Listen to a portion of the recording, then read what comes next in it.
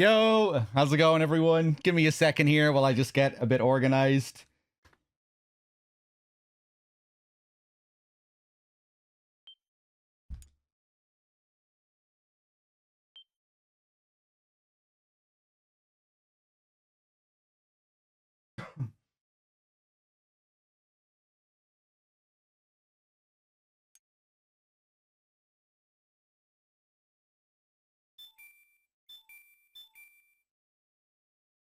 Oh boy, how's it going?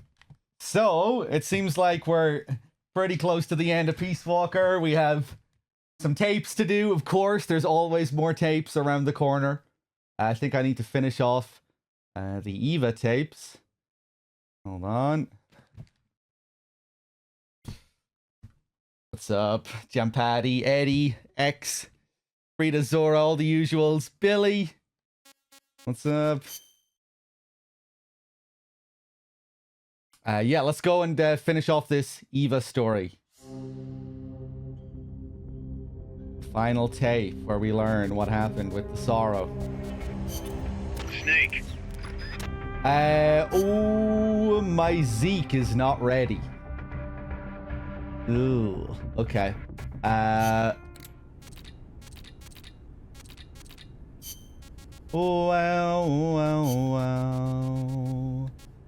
All right, last tape. Yeah, it probably won't be that much of a problem. Just I'll probably have to go and get a rail gun again. And who should she find awaiting her return to Russia? The one who'd turned her sleeper against her. Who'd fed them lies all this time. It was her former comrade in arms. The father of her child. The man known as the Sorrow. He didn't know it was the boss who'd sent the sleeper. Or to be more precise, the Soviet philosophers never told him. Former lovers, forced to fight to the death. One would live and one would die, she told me. That was the revenge the Soviet philosophers had in store for me. If both of them survived, their child would suffer in their place. They were left with no other option. The boss shot him. He offered no resistance. When she returned from the Soviet Union, there was no place left for her to go. She'd sacrificed everything. Everything. For her country. And in return, they treated her like a dead woman. She was made a scapegoat for no good reason. Only because power had changed hands in Washington. Any lesser being would have long since cracked. It was then that one of her old SAS comrades reached out to her. Major Zero. And so Fox was born. She undertook a mission that, well, you should know better than anybody. You were a part of it.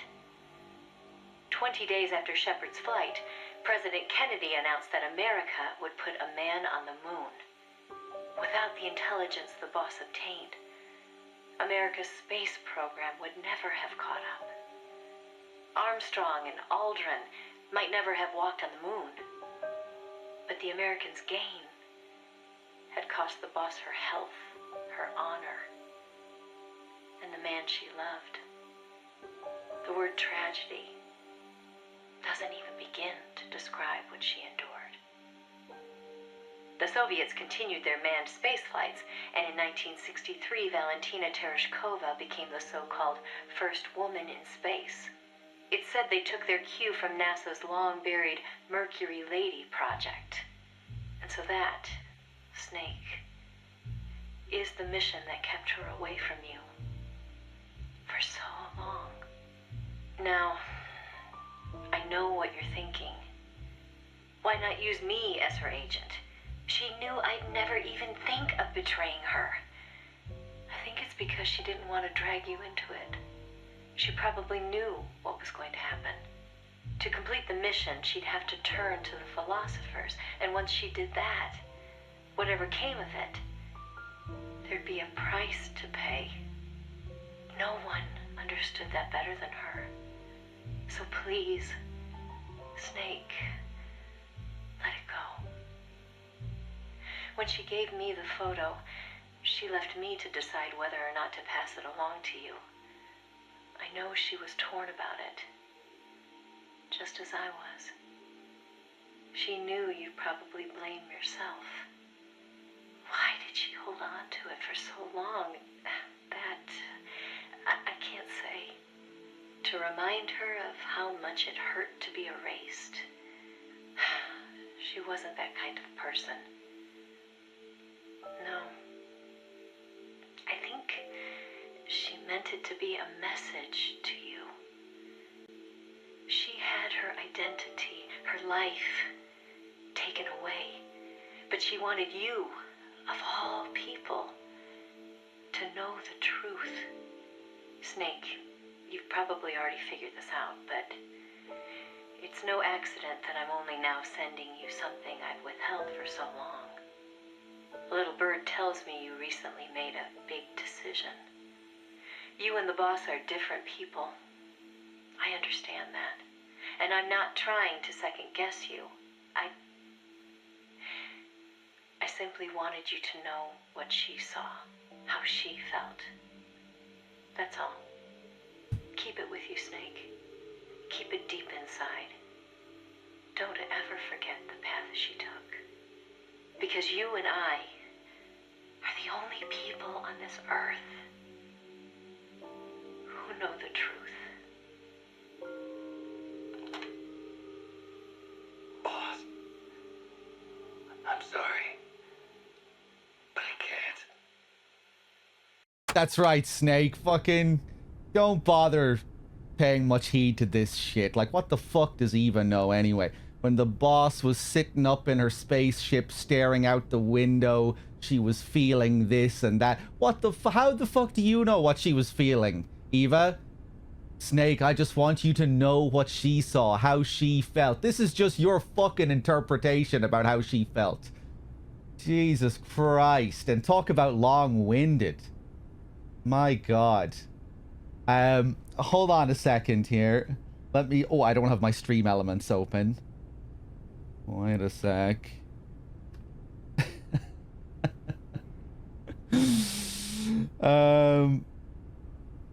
Hold up. So next we're gonna have to go and get a railgun, I think, because my Zeke is not ready. I do quite like how this story ends. The last couple of tapes, the big reveal with the sorrow at the end. But some of it is a little bit too much for me. Just the amount of boss worship in this game. Okay. Hold on. Don Corvo, hello. The boss kind of is in Death Stranding. Amelie is kind of like another version of the boss.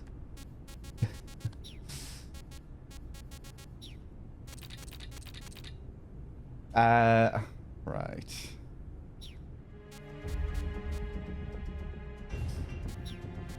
Let's go back to base, see what the deal is with Zeke. What do? Hey, how's it going, Az?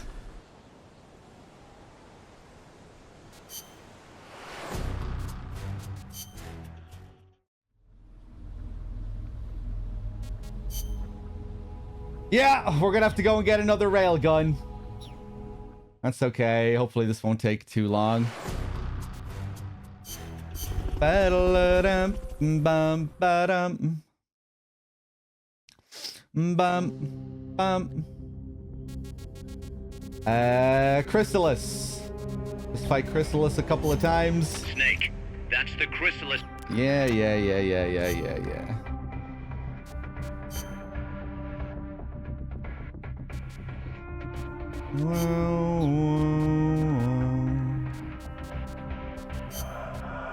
Combat. Yep, that should do. Yeah, DRK already did this, but we switched files. I'm on the completed file. I thought I had Zeke fully upgraded on this, but I guess I saved after I destroyed it last time or something. I don't know.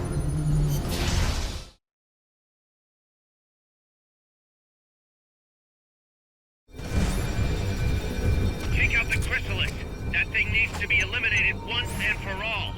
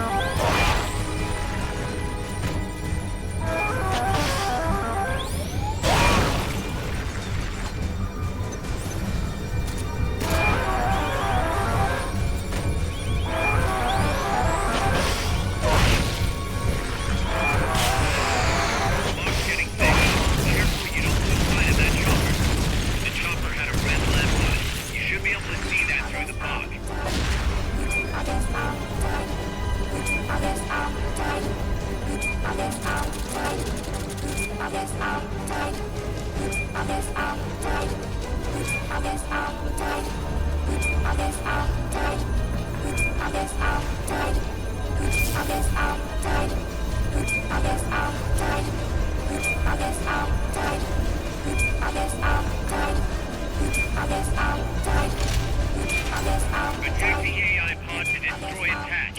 It's the speed to get in the AI pod. Otherwise...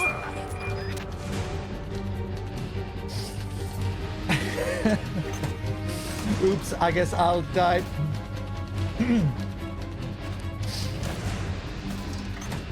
Oh boy, I'm hungry. I need to order food as well. I've only been awake for like an hour or so.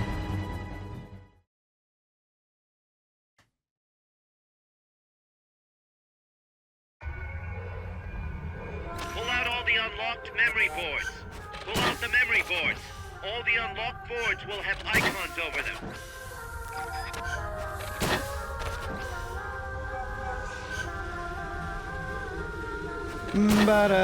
Any board you can be used to build our own AI weapon. Memory boards have different functions according to the icons displayed over. Go ahead and take whichever ones you want. If you attack parts on the exterior of the machine, the memory boards that control those parts should light up. You can tell what a memory board does by looking at its color when it lights up.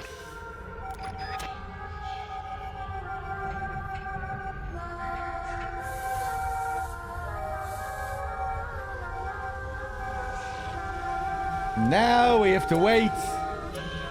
The worst part of this, the fact that you can skip at the end.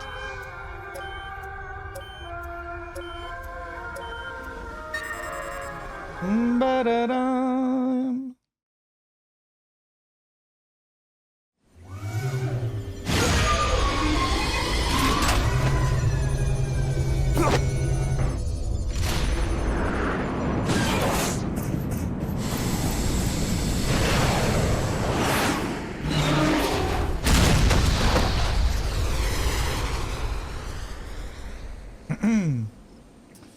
Hey there, Frank Lucid. Glad you're enjoying the streams. Ba-dum, ba-dum, ba-da-dum, ba-da-dum.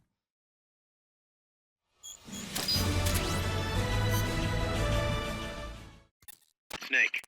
She played me like a piano. Yeah. We didn't even... Yeah, there we go. Nice. Okay, back to base. We'll stick on this railgun. And then we'll go through the Paz tapes. The Paz diary.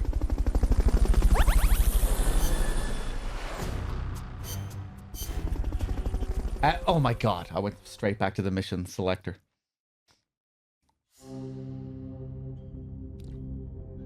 Right, V Silverwings in November, right, I think? People were saying yesterday. I might go to that, we'll see.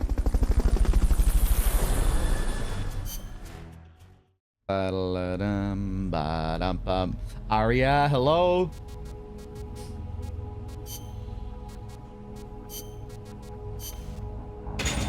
Stick that railgun on.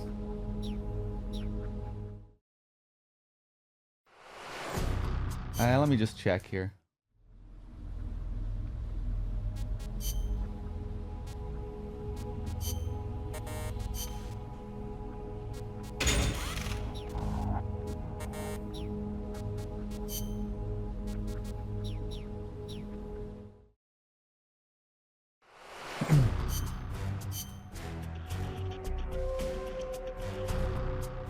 Let me save so I have this for the next playthrough, next time we do this. Ba-dum, bum, ba-dum, bum, ba-dum, bum.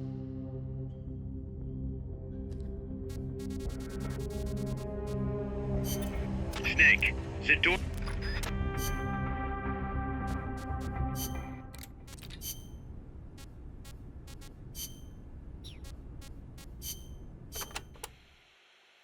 As of today, I will be living here at Mother Base.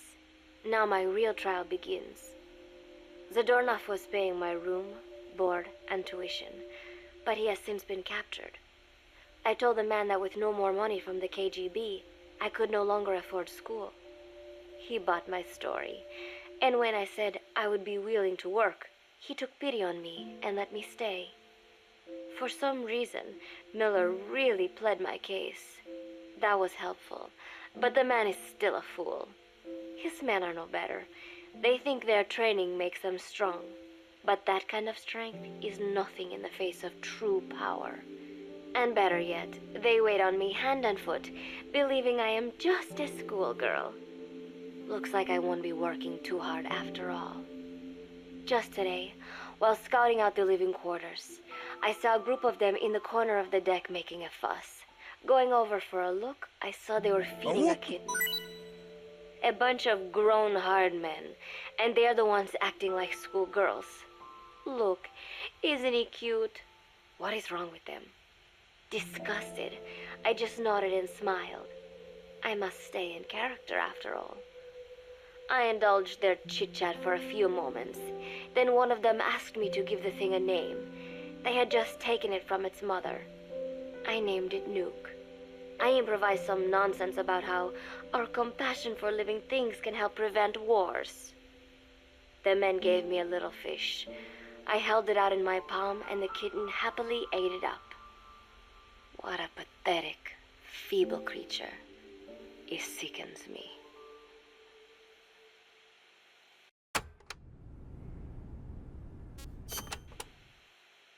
Today, Chico invited me to go fishing with the soldiers. I suppose finding one's own food does have its merit, but I prefer not to be involved in such a degrading task. And their prattling on about fishing being fun is nonsense. I'm not here to find playmates. Nevertheless, distasteful as it was, I went along in order to maintain my cover. Chico thrust a fishing pole into my hands, and we went up onto the deck where several soldiers had gathered. They welcomed us warmly. With so few women aboard Mother Base, I'm treated like a princess. No one suspects I am neither a teenager nor a student. It was nice and sunny, with a gentle breeze and waves. As I cast my line and waited for a bite, the soldiers began to ask me all sorts of questions. As always, I answered according to our predefined scenario, feigning a smile. As I sat there feeding them lies, the fish began to bite, and the soldiers began to focus on their prey. Chico had his bait stolen by a fish, and got so angry that he stood up and nearly fell into the sea. Everybody laughed. It almost made me want to join in too.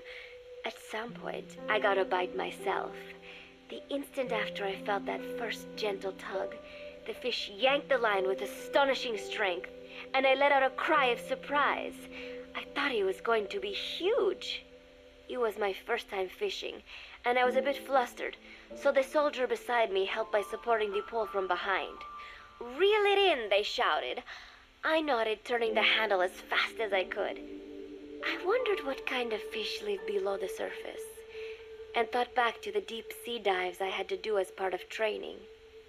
Those were difficult days, but I remember finding the multicolored fish gliding through the water incredibly soothing. After a hard fight, I pulled it up. To my surprise, It wasn't even half of Vara. Rather anticlimactic. But I wasn't doing it for fun, so I wasn't the least bit disappointed. Nook was hovering nearby with an expectant look on his face, so I gave the fish to him. All in all, a thoroughly wasted day.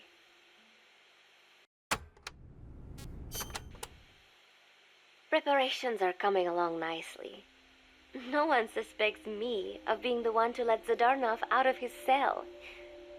Today, Amanda and I taught Cecile how to make gallo pinto.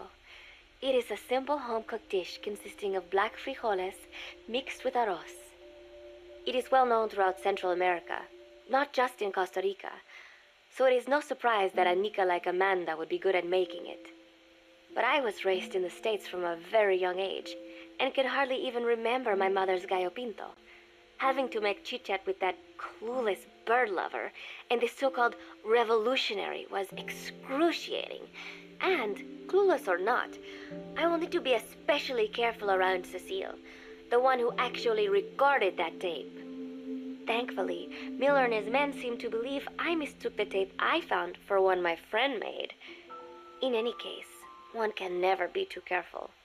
Anyway, the three of us minced garlic and herbs, then cooked them in a pot with frijoles we'd soaked overnight. While waiting for them to cook, we sautéed onions and arroz in a frying pan. Cecile worked the frying pan according to Amanda's directions, but seemed a bit glum. She does have a knack for cooking, though. She is French, after all. We added water to the pan and watched the arroz begin to steam.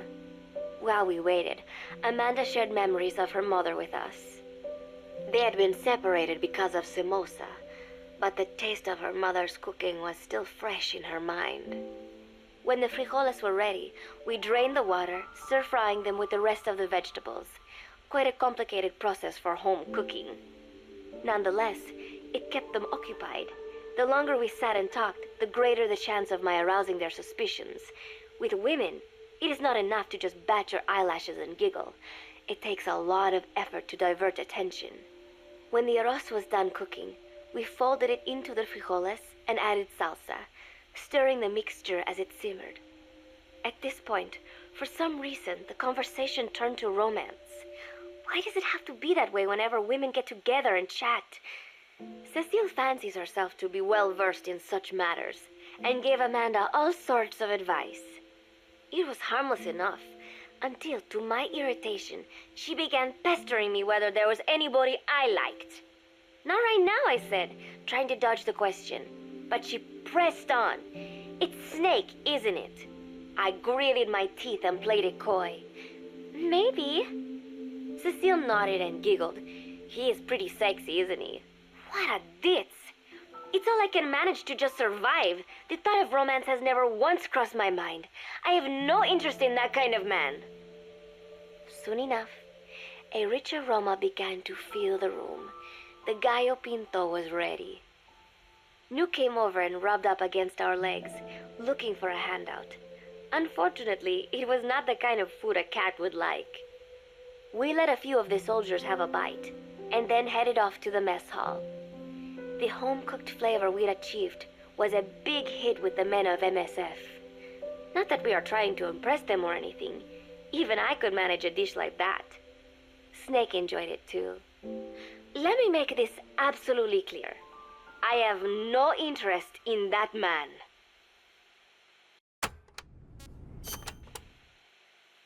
Football, or soccer as it is known in the States, is extremely popular here. It has not caught on yet in the US, but it has legions of rabid fans all across Latin America.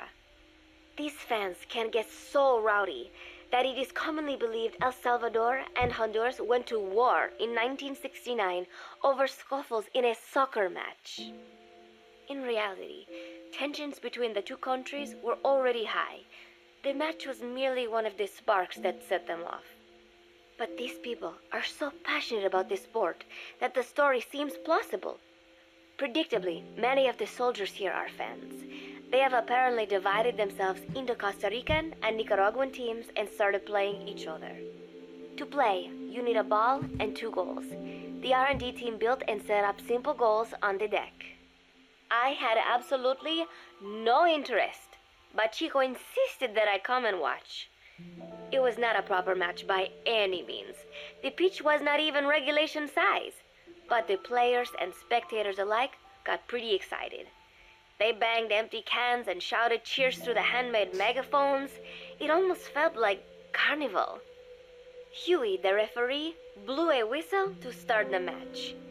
The soldiers' training has left them in excellent physical shape, but they lacked the honed skills of professionals and their play was quite rough. Midway through, one of the men collided with another. They started shouting at one another, but Huey stepped in. "I thought we had forsaken our countries, become one with the earth," he said, quoting Snake. "We're not competing for national pride here, and we are not fighting for the good of any one country. This is not a war. Soccer is a peaceful sport, am I right?" The soldiers nodded. They know the pain of war, and they share Snake's vision. Perhaps that is why all this resonates with them. Team Costa Rica was down a man, and somehow I was picked to fill in. Costa Rica had the advantage up until that point. I suppose Huey wanted to keep it balanced. The soldiers agreed with Huey's call. Maybe the Costa Rican players felt an even matchup would be more fun too. I could not be bothered to run at first, but chasing the ball out there in the hot sun, I was soon drenched in sweat. Before long, I found myself actively seeking out the ball, partially out of desperation. I picked up a loose ball deep on the opponent's side of the field. Even though he's Nicaraguan, Chico cheered me on, yelling, "Go for it, shoot!" I launched the ball as hard as I could, only to have it blocked by the keeper. Disappointment only increased my determination. In the end, I didn't score a single goal, and Costa Rica gave up its lead. It was really close, though. We congratulated each other on a good match and sprawled out in the shade on the deck, exhausted. The ocean breeze felt so nice on my sun-soaked body. Nuke came over. It is one of his favorite spots, and stretched out next to me. And together, we watched fluffy white clouds drift lazily across the clear blue sky.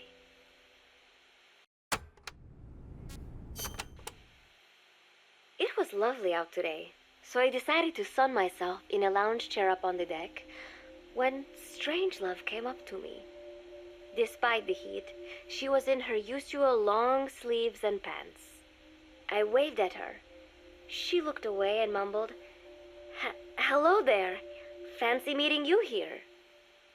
I asked if she needed anything, feeling her eyes creeping up and down my body like she was savoring it. Finally, she swallowed and said, "You have such beautiful skin." Bewildered, I shook my head and said, "No, not at all. I had heard rumors that she was a lesbian, but she couldn't be after me, could she?" She continued to stare and said, "No, it is beautiful, but you must not let yourself get so tanned." And then she took my hand in hers. "What is wrong with a little sun?" I asked, trying to cut the conversation short.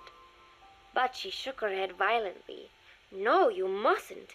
A young lady should take better care of her skin." She was acting strangely now, as if aroused. She lectured me on the perils of tanning, how it ages skin, causing wrinkles and spots, and in the worst cases, even skin cancer. I knew already that tanning could cause spots, but I thought only pale-skinned Anglo-Saxons had to deal with that. Having a scientist tell me it causes aging, though, that spooked me a little. If I am to keep playing the teenager, I will have to start paying more attention to my skin. Sensing my anxiety, she took a small tube from her pocket. She said it was the sunscreen she always used. She told me to keep it. I didn't know what to say. I was more than happy to take it, but exactly what were her intentions? Was she merely being nice? Or is she really into me? Either way, there was no reason to refuse, I suppose. I have undergone training. An out-of-shape woman does not pose any real threat to me. Having power means not being afraid. It is the same on a global scale. A country with nukes can dictate terms to a country without them. I thanked her and took the tube. Then she offered to put some on for me. She squirted some lotion onto her fingers and began rolling it into my chest. It happened so suddenly, and I was so taken aback that I did not even think to protest. She caressed my stomach with her long white fingers, then slid them upwards between my bikini-clad breasts. What? Wait, I sputtered as her moist eyes met mine. She was beautiful. Somehow, I found myself captivated by this woman more than 10 years my elder. Hold still, she whispered in my ear. I nodded silently, unable to refuse. My body went limp, motionless, as if in a trance. Gently, carefully, she rubbed the lotion all over my entire body. I shouldn't have enjoyed it, and yet I could not help myself. For a moment, I was spellbound. That woman is dangerous. I had better watch myself.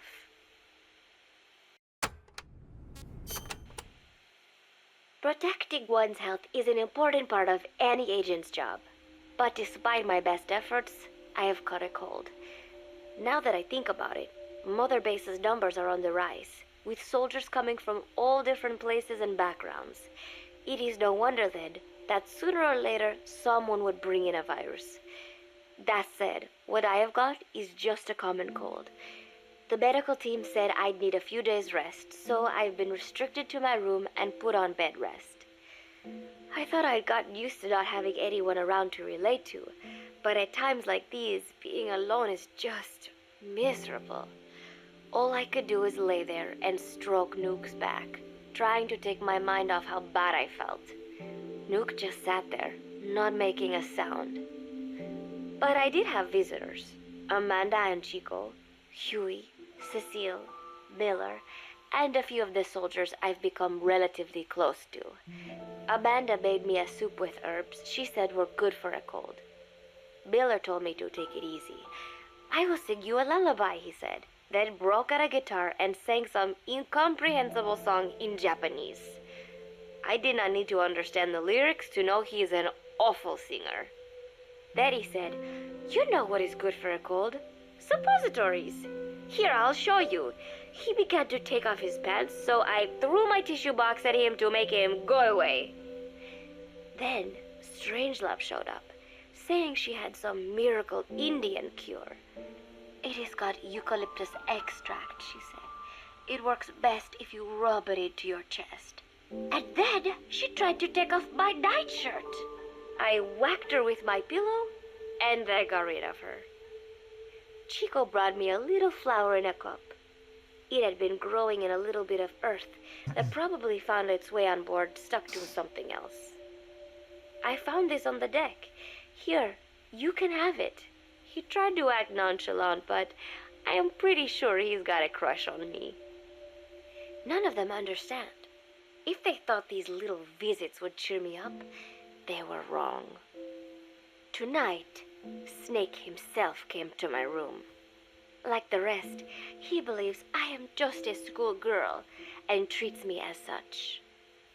"Why did you abandon your country?" I asked him. "Why create the MSF?" Of course, I knew the answers already, but I wanted to hear it from him. As I had imagined, he was not exactly forthcoming. All he would say is that his country abandoned him because all he could do was fight, and that is why he needed the MSF, because that is all he is any good for. Then he said, "Fighting is the only thing I understand, but that does not mean I have got a grudge against those who believe in peace. I am not one of them, and I do not believe in peace. Conflict is in man's nature. We fight our enemies in order to survive. Maybe we are not so different after all, he and I. But that is exactly why I'm going to have to kill him, or else he will have to kill me. When I stop and think about this wretched existence, being killed by a man like that suddenly does not seem like such a bad thing.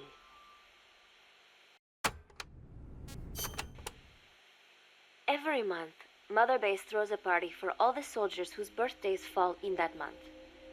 There is something strange about a military organization having parties. Really though, it is just an excuse to drink and make noise. It is not easy to get alcohol on a fortress in the middle of the ocean. Most days they are training from dawn till dusk. They do not have time for things like drinking. That is why Snake and Miller came up with the idea to give everyone a chance to let loose. Obviously, a bunch of boors like that are not going to bother with blowing out candles on a cake. Rather, they sit there in a cloud of cigarette smoke, drink beer, eat meat, tell tasteless jokes, and swap crude insults about one another's hometowns. But it hardly ever breaks out into something serious. They talk up a storm, but they're just having fun. It is funny. You have got members of FSLN rubbing shoulders with the UCLAs, people who once would have considered the other mortal enemies. I wonder if that is what makes Big Boss so popular. In leaving their countries behind, they leave their hatred for other countries too. Miller seemed a little protective of me. Hope they're not being too crude, he said. But soon enough, he too was drunk. He yelled, "Come here and take a look at the real Kazuhira Miller," then dropped his pants and mooned everybody. The other soldiers burst out laughing. Monsieur Miller! I've never seen such a crude, ridiculous party before.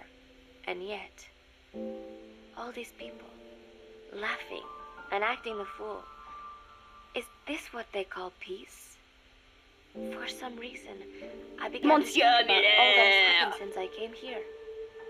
Fishing with Chico, cooking with Amanda and Cecile, playing soccer, having visitors when I caught a cold. When I stop and think about it, my time here has been the most peaceful of my life. But that is about to end. I cannot imagine he will be willing to negotiate. It seems I am to fight the legendary Big Boss. I do not know if I'll be able to beat him. But if I have to choose between death and defying Cypher, I will gladly choose death. The thought of dying does not scare me.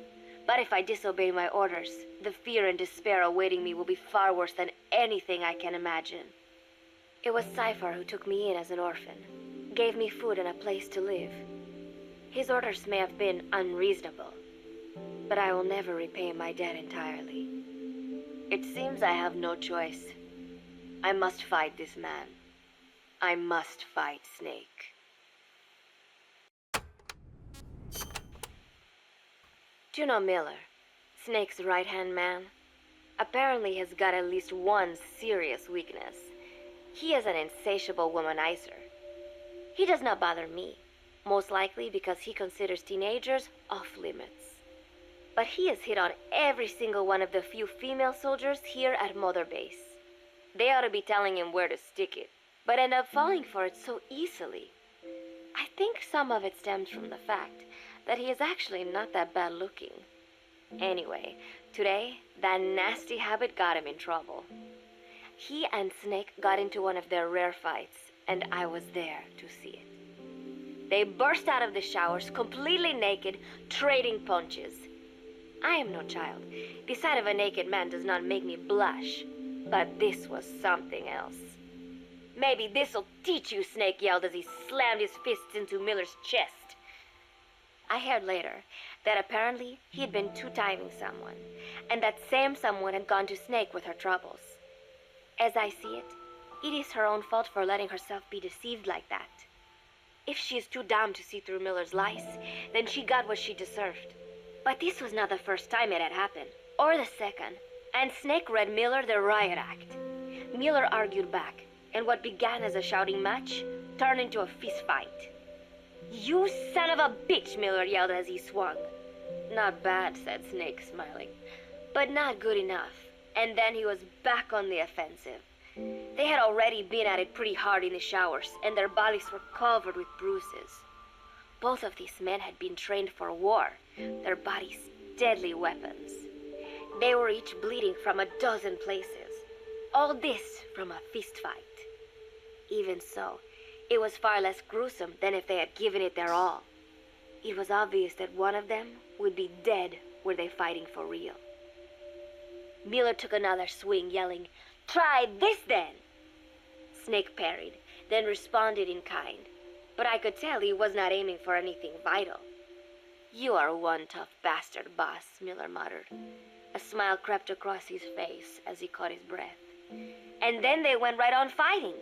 Blood and sweat flew off their glistening bodies. It was combat without hatred or hostile intent. I had never seen violence like this before. And yet, it was more than just a friendly tussle.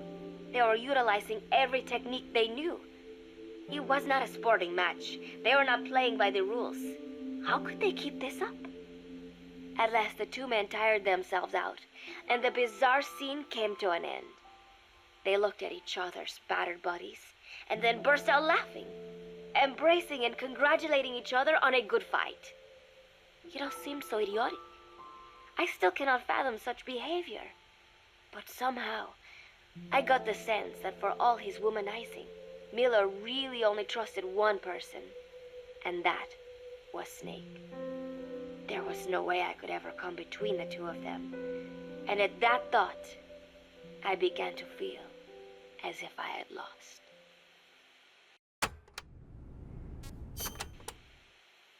All of Mother Base is preparing for a festival. Since Snake and his soldiers spend so much time fighting, they are setting aside one day a year for peace and relaxation.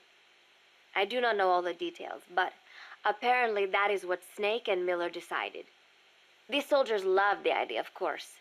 There is so little fun to be had here that everybody looks forward to events like these. That is all well and good, but somehow I got roped into getting on stage. "Come on, we even both have peace in our name," said Miller. "And Zdarnov, that old Ruski's name, has something to do with peace too, right? Hey, as long as we're having a day of peace, we ought to get an act together. The Three-Piece Band." I thought he was joking. He then proceeded to share his idea without bothering to check with me. And now, I am slated to sing. Apparently, he had heard me on the deck one day, and since then he's wanted to form a band. Everybody's looking forward to it, so there is no way for me to back out now. I have never done anything like this, but it does feel kind of nice to know that people are looking forward to it. I mean, it cannot be any worse than Miller's singing, but modifications to Zeke are already finalized, and I must complete my mission. Betray Cypher now, and I will face a fate far worse than death. Still, there's no need to put things in motion just yet. What difference would it make to just wait a little while longer? A whole day of peace. The mission can wait until after that. Can it not? I know I am only delaying the inevitable. When the day comes, one of us will have to die.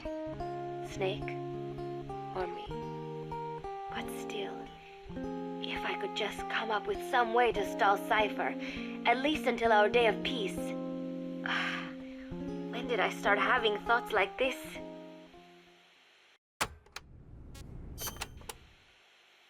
My cover is blown. They know nothing of Cypher or my true objective, but they know I am a spy. There is no more time left. I must act now. I must complete my mission.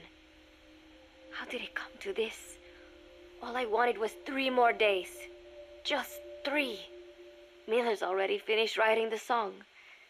It is called Love Deterrent. It is about a girl who cannot express her true feelings. I have been practicing. I am no pro, but I was pretty sure I would do a decent job. And now this. Cypher found out that Zeke was complete.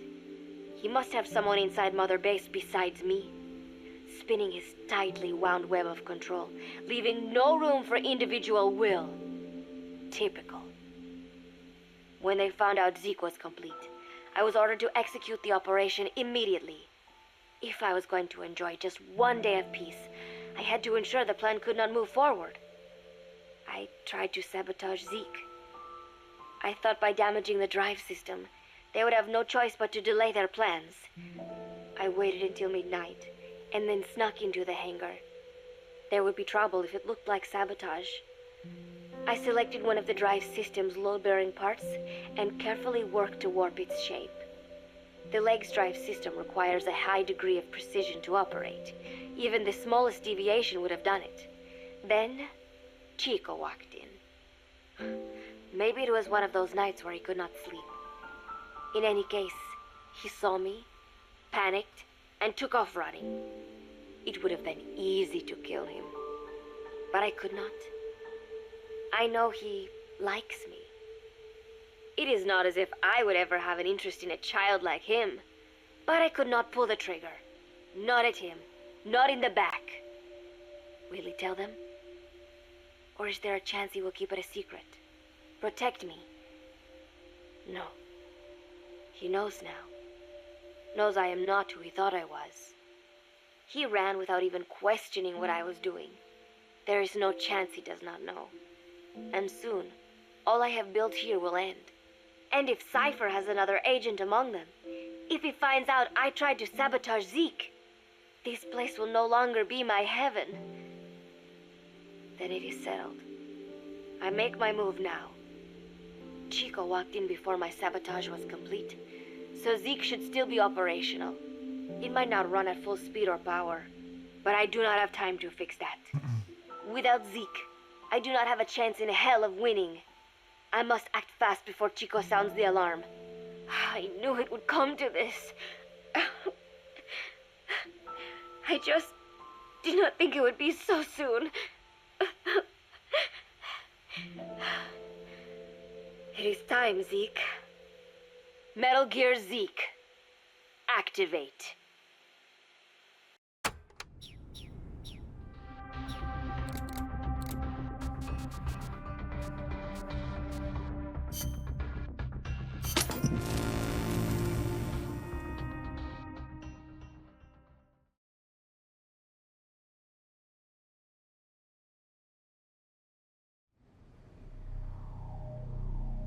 Big Boss!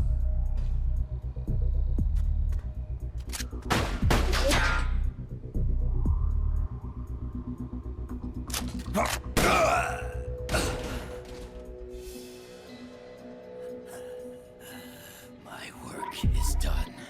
What are you talking about? V for victory! Rocket, peace!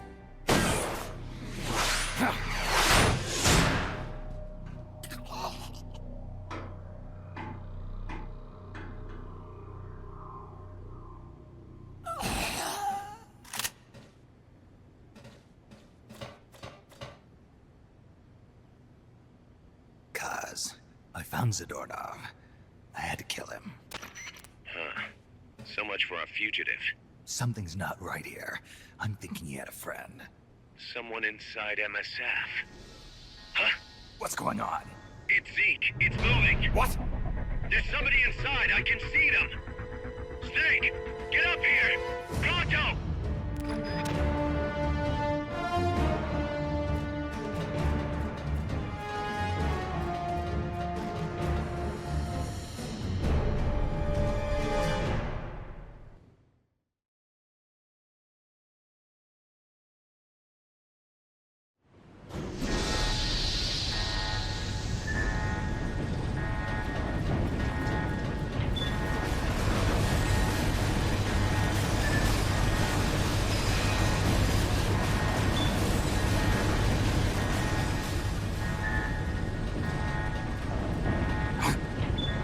Took you long enough, Big Boss. Boss. Get down from there before you hurt somebody. Maybe I want to hurt somebody. What's going on? She's not herself. Oh, I am myself, all right. My true self.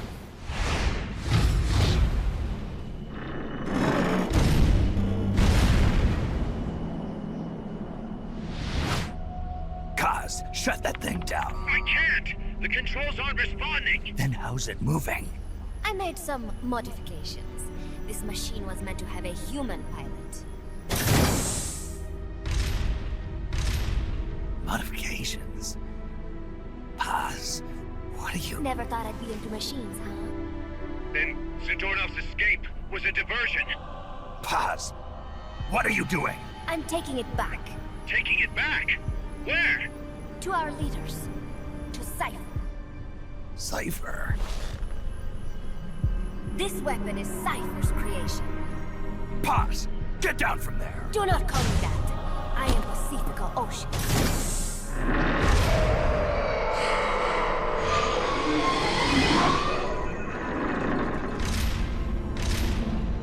My name, my age, my mission. Cypher gave them all to me. My entire life has but one purpose. To carry out Cypher's plan. The nasty tobacco. The angel of peace crap. The whole thing with a dream routine.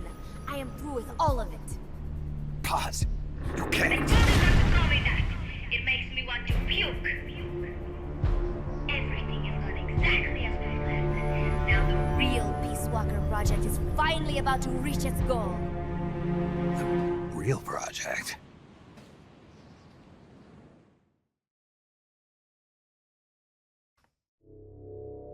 Once upon a time, there were two young men who idolized a hero called the Boss. One day, they suddenly lost the point of origin. This Cypher, that was like a mother to them. Unable to come to terms with their sorrow, they each decided to carry on the will of their hero. But they could not agree on what that meant.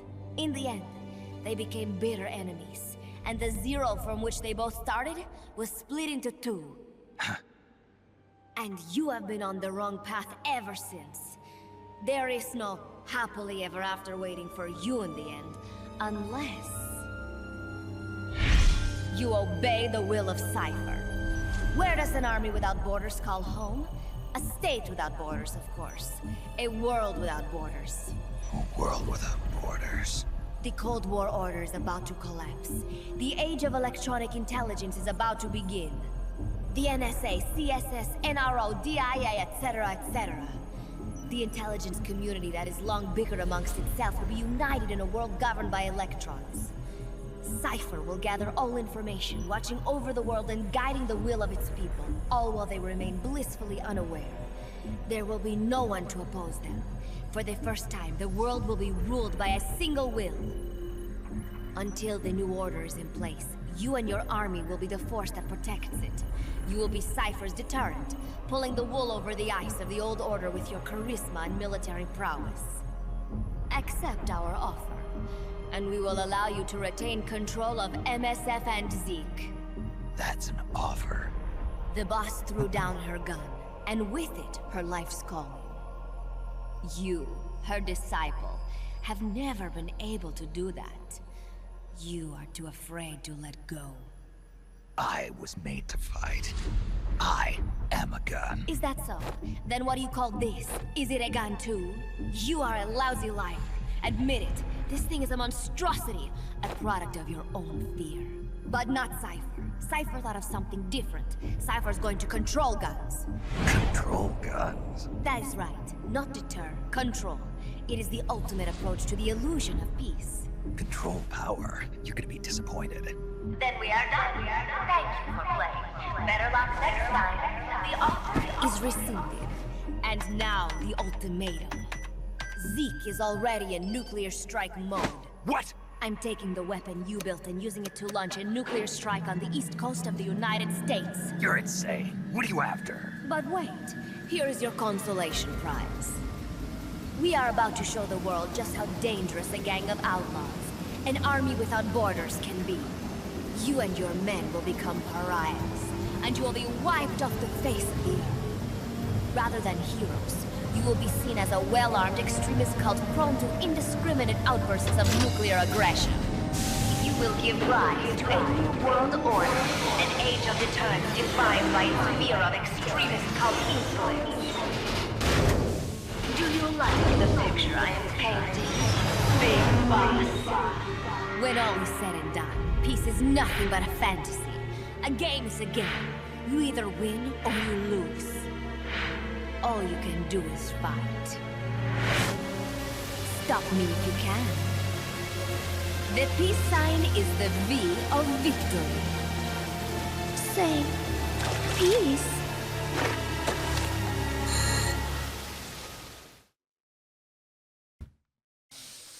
All right, everyone, put on your dancing shoes. It's time. It's finally time. Let me see here. I think I'll just go with the standard fatigues. The olive drab, just so we get continuity in the final scenes. We don't get mismatched camo.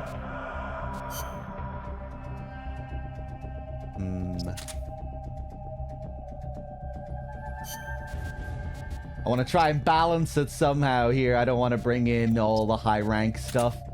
Just go for a rank 3 Gustav and a rank 2 Law. I'll probably be okay.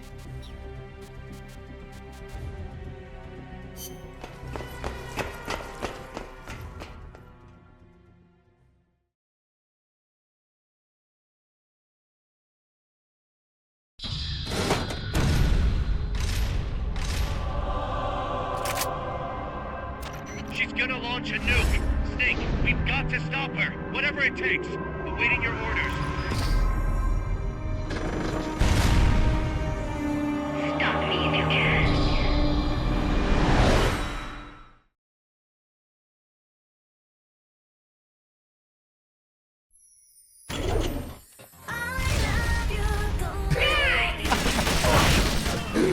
Those first 2 seconds are always so jarring, man.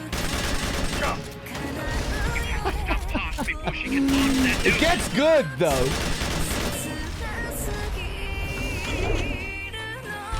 It starts to We've fit. activated the hatches on the shed. You can use them as cover so long as they're open. Ah!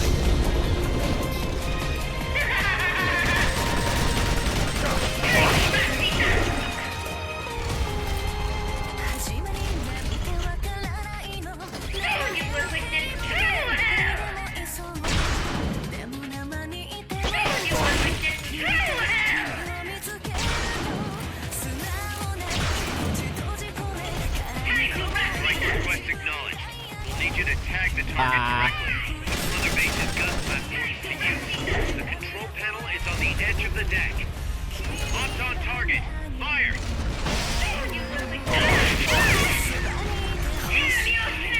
How could we have been so blind?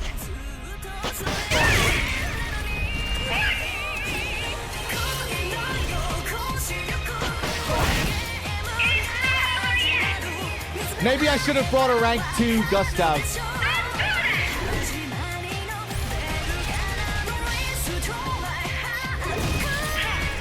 How could you be so Beak's getting distracted by the gun platform. Now's your chance to attack.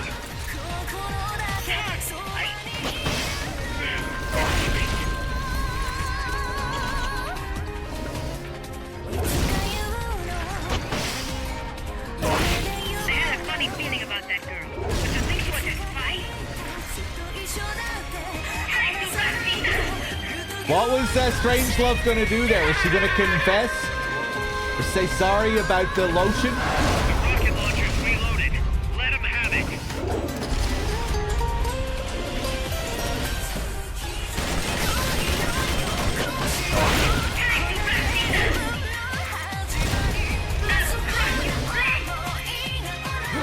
Ah!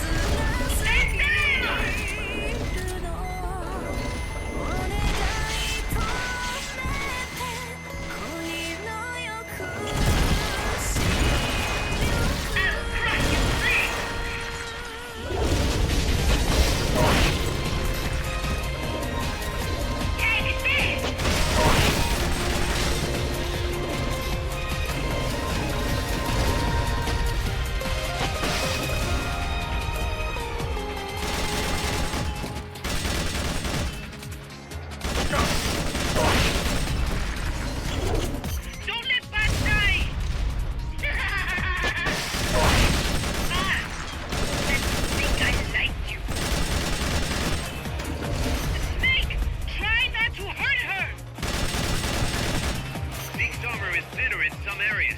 Aim for the weak spots. Aim for the AI pod. I even thought that we should go bird watching together sometime. Don't worry about collateral damage. You have to destroy it. Supplies are loaded and the weak cover is thinner in some areas. Aim for the weak spots. Aim for the AI pod.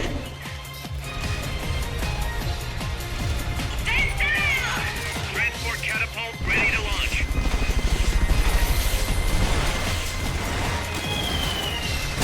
You will witness true hell.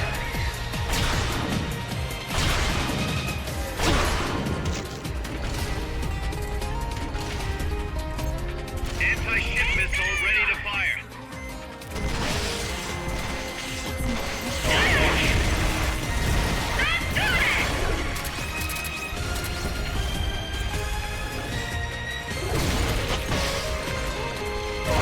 Zeke's getting distracted by the gun platforms. Now's your chance to attack.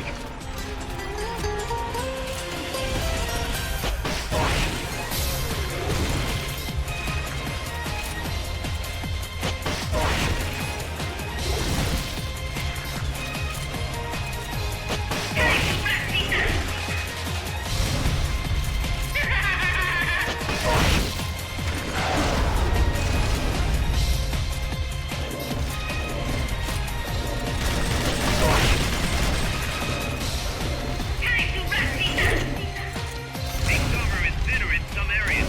Aim for the weak spots. Aim for the AI pod.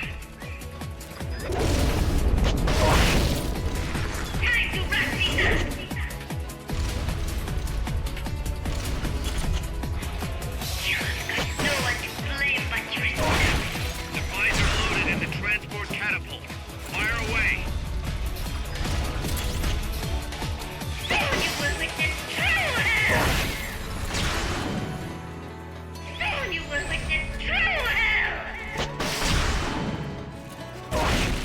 You've got no one to blame but yourself. Rocket launcher ready to fire. We can't fire from that position.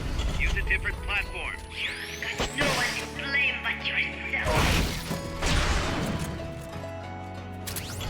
Time to wrap these up.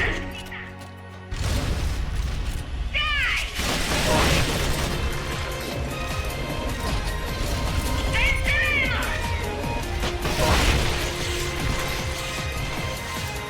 Anti-ship missile is loaded and ready to launch. Nice! There we go.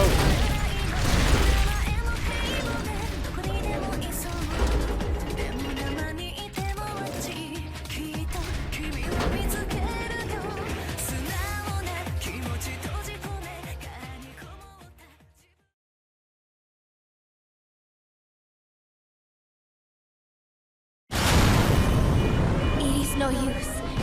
Zeke is out of my control. This is where it ends.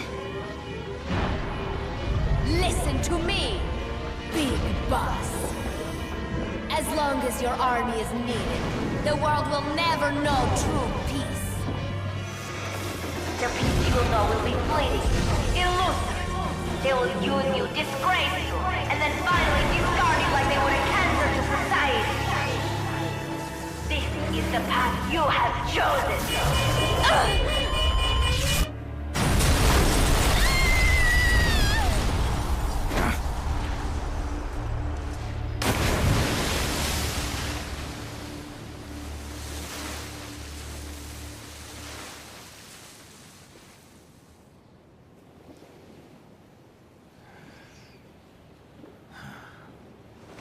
Paz.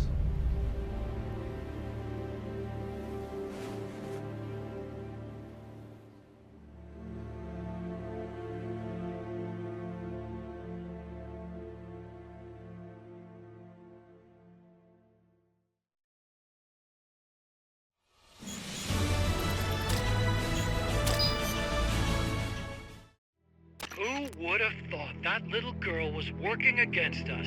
Tell me about it. She had everybody fooled, me included.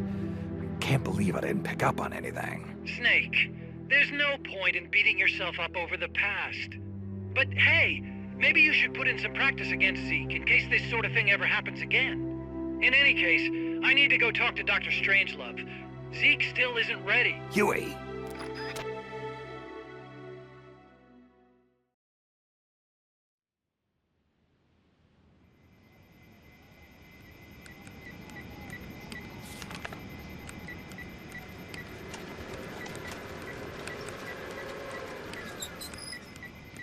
How's it going? How's Zeke look? The attitude control AI had a backup, so it should be able to walk. Really? Oh, that's good. Beyond that, it's up to the creator. Stop! Don't come any closer, Doctor. There's something I've been meaning to ask you. Do you despise me? Doctor, are you asking me out? No, not at all. No? Pity. Because I've just had my heart broken by someone else. What? I only like those who can stand on their own. If you fancy me, then come walk with me. Who knows what miracles might happen. Love is blind after all.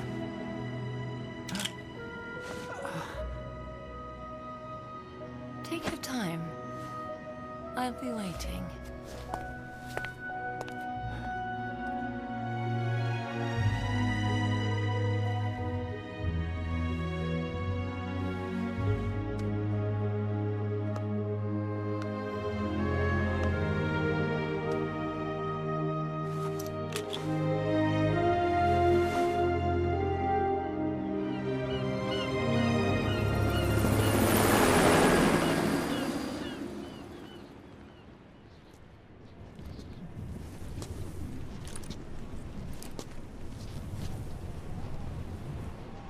Snake!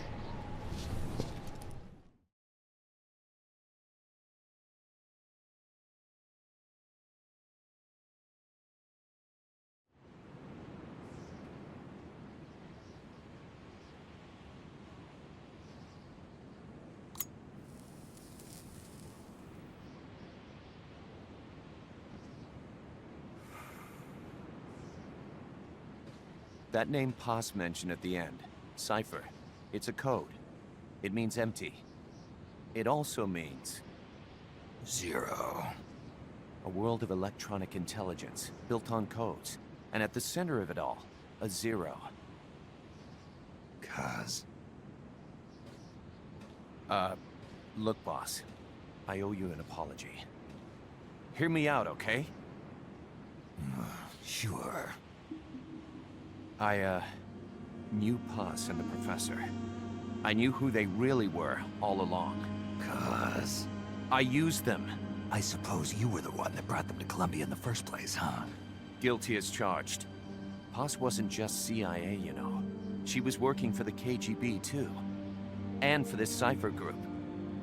In other words, she was a triple agent. You knew all of this? Wait, let me finish. Listen. MSF never would have gotten this big if it weren't for them. This mercenary business we've built. Someday it's gonna be a new driving force in the world economy. Is that your goal all along? The Cold War's not gonna last forever. Sooner or later it's gonna give way to an era of regional conflicts and terrorism. A paradigm shift from counter-communism to counter-terrorism. In the new age, armies won't be tied to states, and war will become a business. We'll be a valuable commodity. There'll be clients all over the world who need our services. MSF is only the beginning. What we're creating here is a revolution in itself. Am I right? Kaz, it's not going to be that easy. What do you mean? This whole Peace Walker thing has left our mark on the history of the Old Order. We've put ourselves on the radar of intelligence agencies and governments east and west. The whole world probably knows about us now. Including that Cypher outfit. We've let ourselves interfere with the times, with the Cold War system of deterrence. We're an army without a flag, We weren't supposed to take sides in international affairs, but we did. I see your point. So what happens to us now? We'll be hunted. Not everybody's gonna be happy with us, huh? You're damn right. We upset the global military balance of power. And these people would rather our army without borders not exist at all? They're gonna come knocking real soon. There's no turning back now. We're a wrench in the old system of deterrence. As long as the times refuse to change, we're gonna make a hell of a racket. Then who are we gonna fight? The establishment. Anybody who tries to restore the old balance wants to snuff us out of existence. Which establishment? It won't be a particular country or ideology that hunts us. Who then? We are gonna be fighting the biggest beast of all. The Times. 10 years ago, the Times rejected the boss and killed her. And now, we're the ones being tested. Will the Times erase us? Or work with us? It's gonna be a lonely battle. No good or evil. No winners or losers. Business will have to wait. The question we have to ask ourselves now is, can we survive long enough to see the 21st century? I'm with you, boss. We'll see how it turns out together.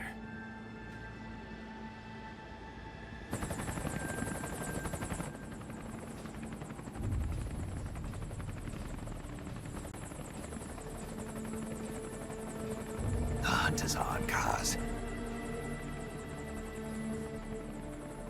And the whole world's on our tail. Assemble the men.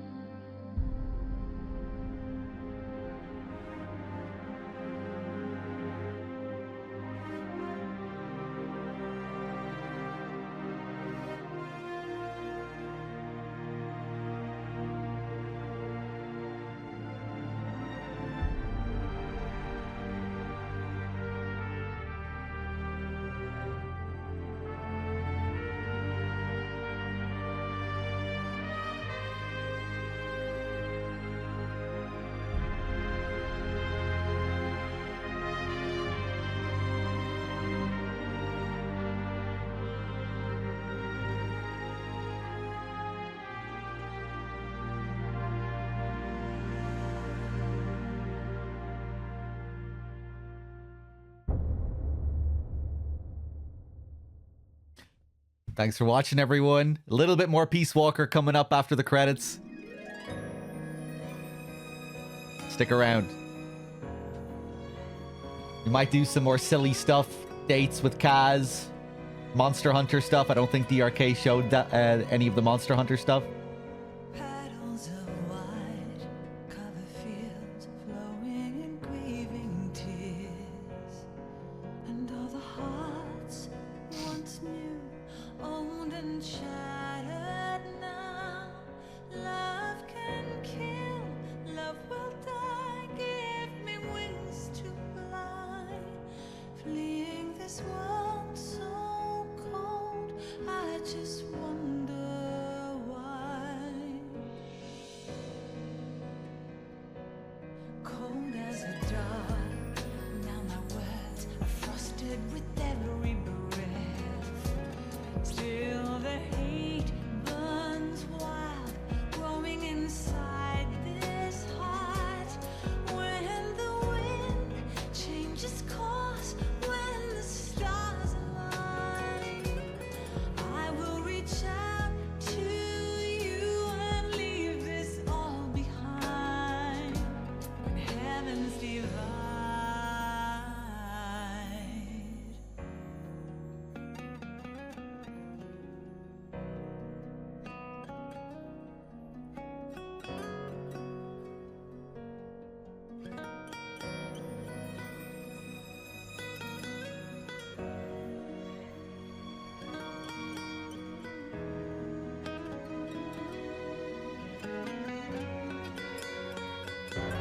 when heavens divide, I will see the choices within my hands. How can we ever protect and fight with our tiny souls? Let me shine like the sun through the doubts and fear. Do you feel the storm approach as the end draws near? When heavens divide, time will come to softly lay me down. Then I can see a face that I long to see. And for you, only you, I would give anything, leaving a trace for love to find a way. When heavens divide.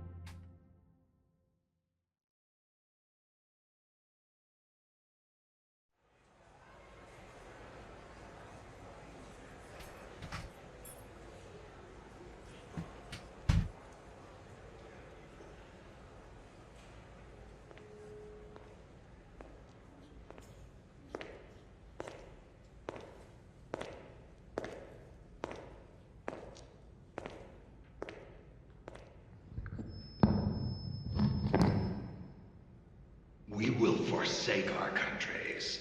We will leave our motherlands behind us and become one with this earth.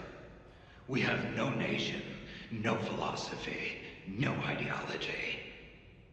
We go where we're needed, fighting not for country, not for government, but for ourselves. We need no reason to fight. We fight because we are needed. We will be the deterrent for those with no other recourse. We are soldiers without borders, our purpose defined by the era we live in. We will sometimes have to sell ourselves and services. If the times demand it, we'll be revolutionaries, criminals, terrorists. And yes, we may all be headed straight to hell. But what better place for us than this? It is our only home, our heaven and our hell. This is utter heaven.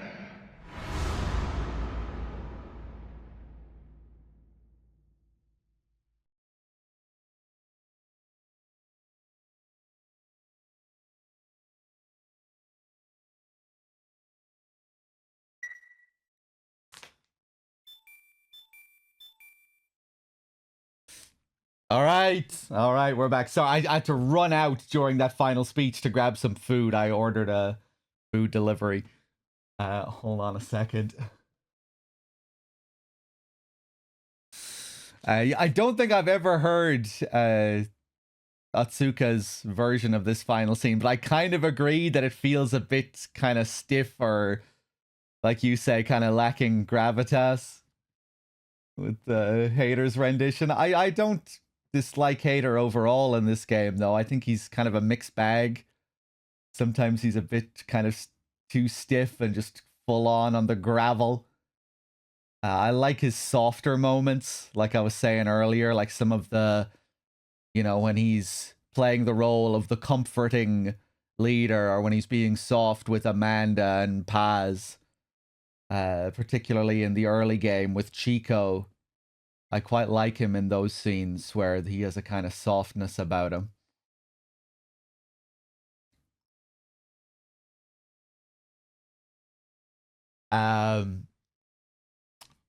Let's see, what are we gonna do next?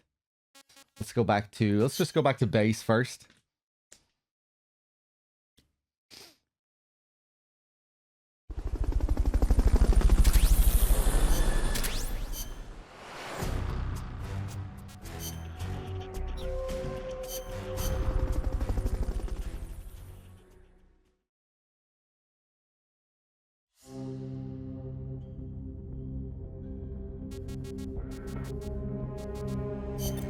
Snake.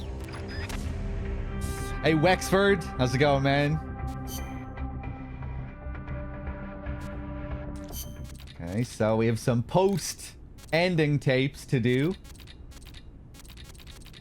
where they follow up on what happened with Paz.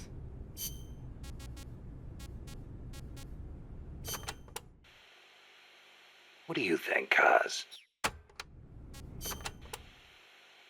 Remember that habit Paz had, Snake? How she always had her index finger on her upper lip like this? Yeah. It bugged me ever since we first met her. Never figured her for a snuff user.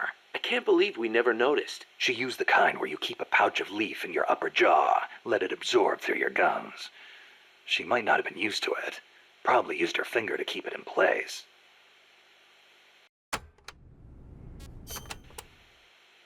How could Paz... We were gonna start a band together. She was posing as a KGB agent, too.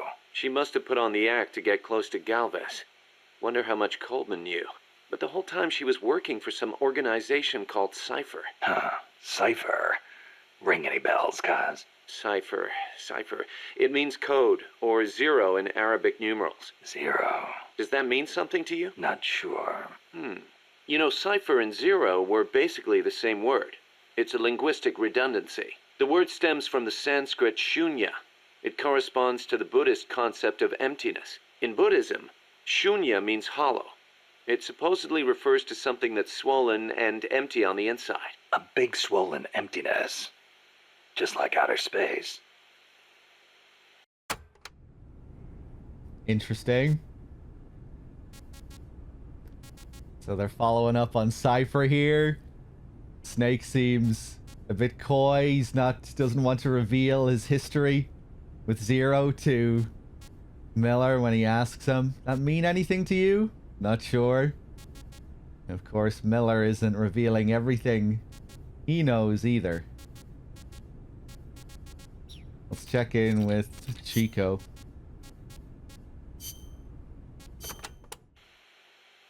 Chico, I heard you saw Paz trying to sabotage Zeke before she activated.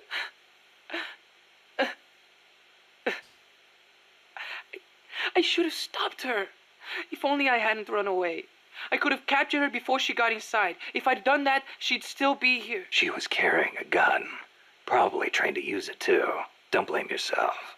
You couldn't have stopped her anyway. You were unarmed. I could have at least talked to her. If I'd promised not to tell anyone, Paz wouldn't have gone and done what she did. It's just I was so shocked. I panicked. Ran away. Chico, when you saw Paz, she was trying to sabotage it, right? Huh? Well, yeah. And right after that, she took control of it, tried to make me surrender. Something doesn't add up. Why would she sabotage Zeke when she was about to use it against me? What? Her actions were inconsistent. Even for a spy. If she wanted to destroy Zeke, she could have done it and run away. But if her goal was to steal Zeke, she'd have no motive to sabotage it. I don't know. Maybe your seeing her caused her to change her plan. I don't get it. People are asking again about what's going on with Paz in her underwear and the liquid flowing into Zeke. I think the official explanation for that, the technical explanation, is that the liquid helps with the shock absorption of controlling Zeke. That's it, right? I think. And I guess because she's, being naked, she isn't, being weighed down. It's more easy to control as well. And maybe helps with the shock absorption.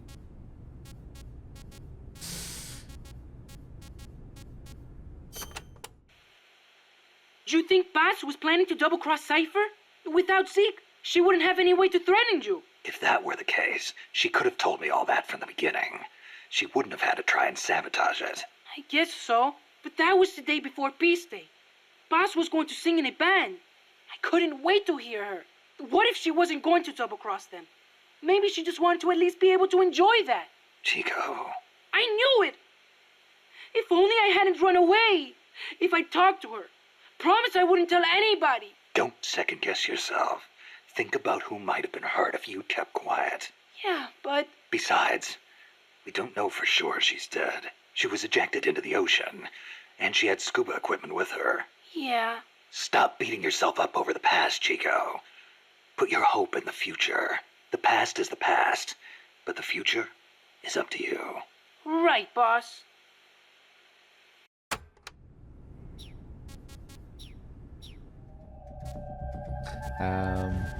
Before we do the secret tape, let's do the date with Kaz, shall we?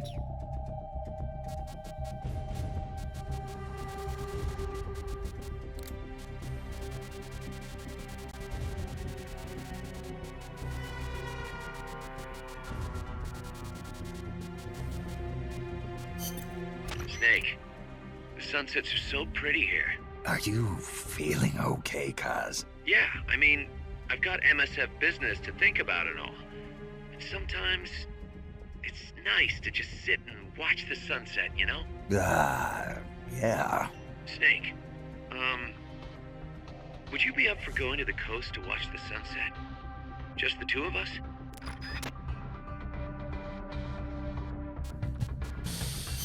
Hold on, let me prepare first. But yeah, it makes sense that she'd want to be naked if she's being submerged, right?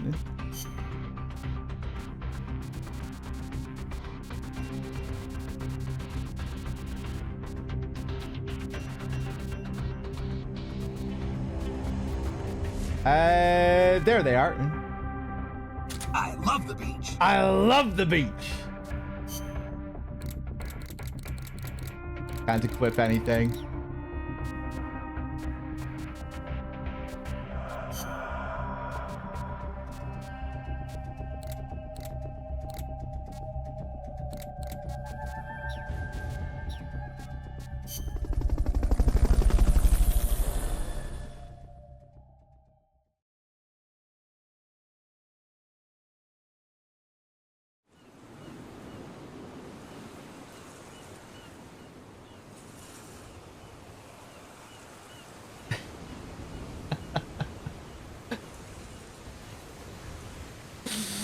I love just the dead serious face here.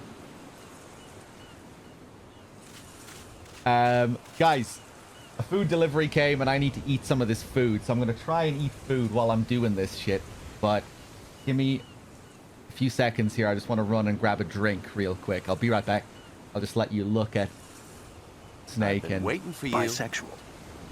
Just let you look at Snake and Miller here. I'll be right back.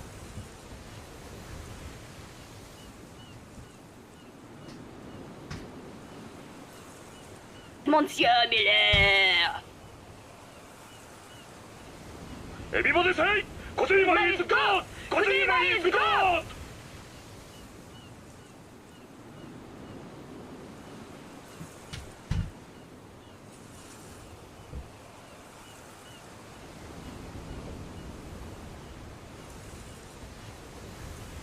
Okay, I'm back. Hold on. Let me open up this bag. I got an extortionate Nando's.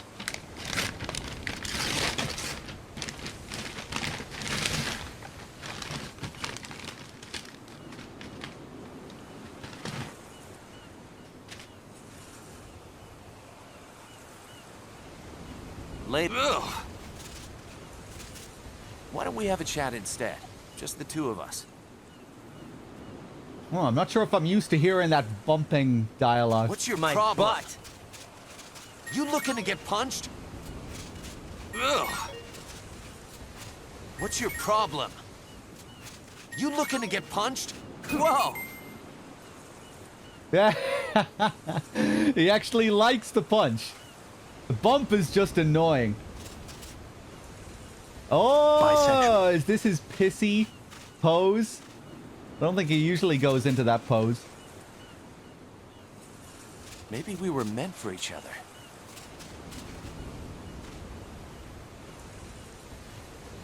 Ugh.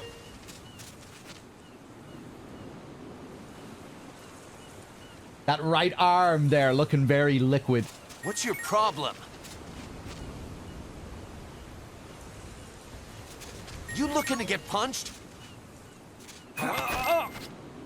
Start talking. I got nothing to hide. Start talking. No skeletons in my closet. Start talking. Okay, okay.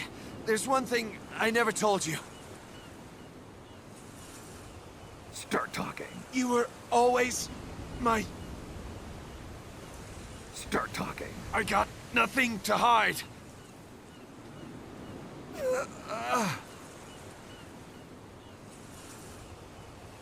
All right, we'll see about that.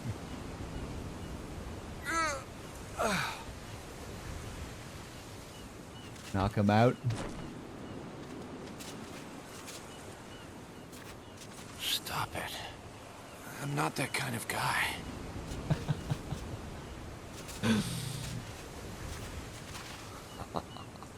Snake. I guess a little fun and games never hurt I'm anyone. not that kind of guy. What exactly do you plan to do with Monsieur Miller? Snake. I thought Miller was your friend. Chico, he thinks we're fighting.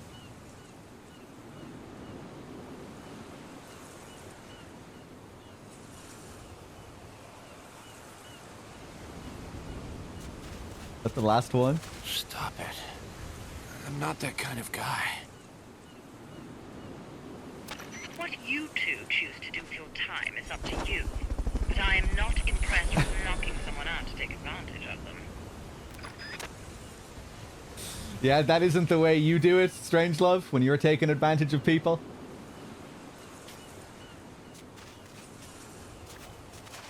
Like with Paz. Snake. Stupid. I don't think I'll ever understand you two. Stop it. I'm not that kind of guy.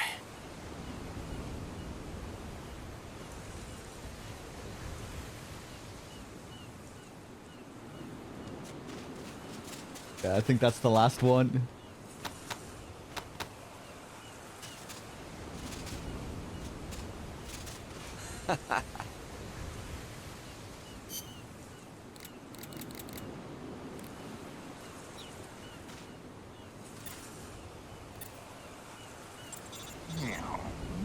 Meow. Meow, meow. Meow, meow. It's not over yet. Yeah, our battle's just getting started. Hydra! Hydra! Hydra! Hydra! I can feel them.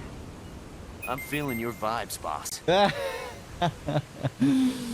I love the amount of reactions you can get here. You can assign a load of different comments here. Monsieur Miller! Good to have you. Hey, come on now. We're friends, aren't we? Let's take it easy. Yeah. I see you. Watch this. Bisexual. Meow. Meow. Meow. Meow, meow. Yelling Venceremos is one of them. I'm not sure if I have it set right now, but we might go back and set a few different comments to see if we can get some different reactions. Guess it's time to launch some fireworks. You're kidding, right? I like it. I like you too.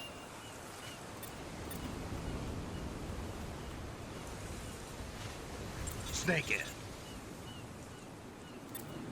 Snake it. Right. I see you. Watch this.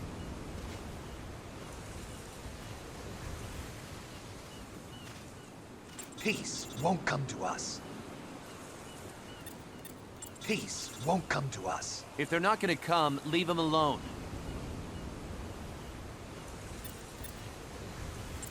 I'm going with you. Right. That was a weird reaction. Is he gonna pose for me now? Make sure you get a good shot of my muscles.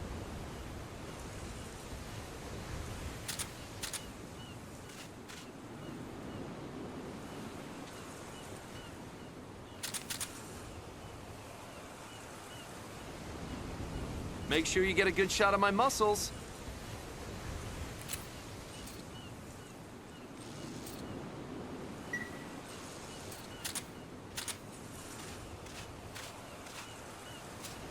Make sure you get a good shot of my muscles.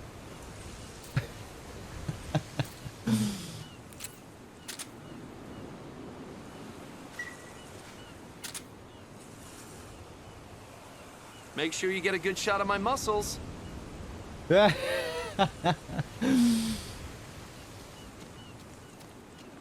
Yeah, Miller, you could be on a cover of a magazine. Bisexual.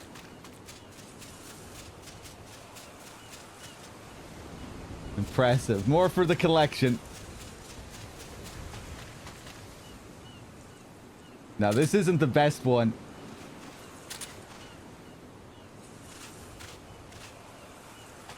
Make sure you get a good shot of my muscles. Oh, the liquid pose. The sound effect and everything.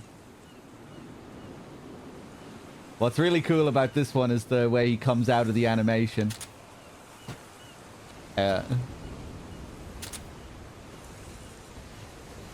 Make sure you get a good shot of my muscles. Oh my god.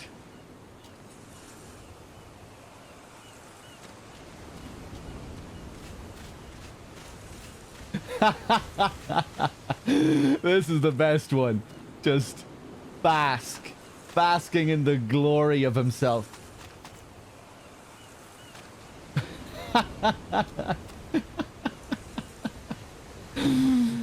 Majestic.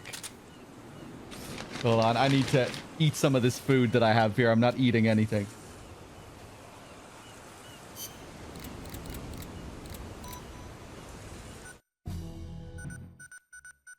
I know what I'll do while I eat.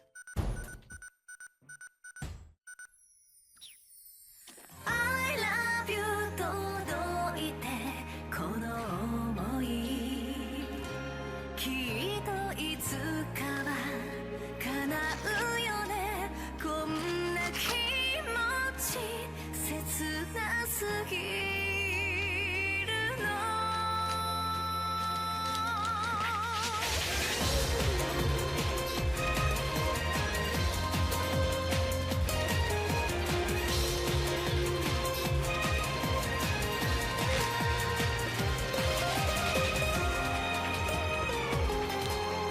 始まりなんてわからないの名前も平凡でどこにでもいそうでも生にいても私きっと君を見つけるよ素直な気持ち閉じ込め殻にこもった自分が嫌で気のないふりするその度にただ痛みが増えてく君は何を願うのそばにいてほしいずっとそれだけなのに恋の横視力ほらゲームが始まる見つめ合えばわかるでしょ始まりのベルが鳴る Restore my heart 声にならないこの声止めて恋の横視力伝えたい私のすべて Okay, you win. Did you hear the crack?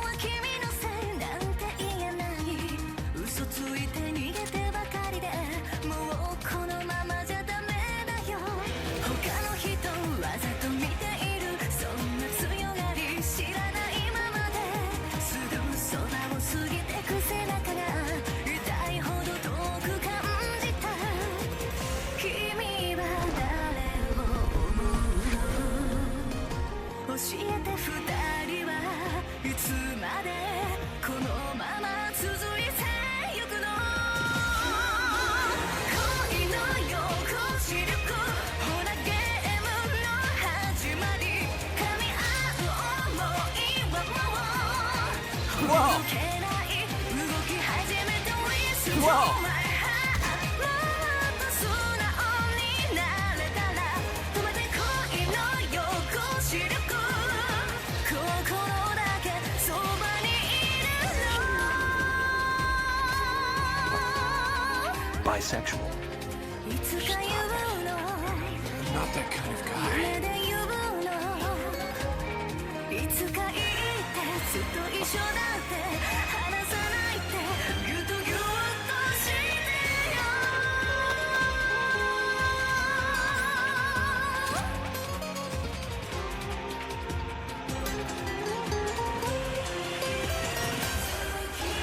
恋の横視力ほらゲームの始まりまっすぐな想いがほら今 Get inside. Right.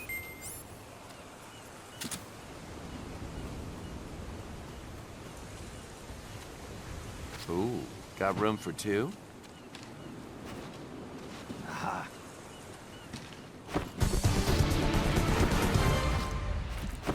Glad to be with you, boss.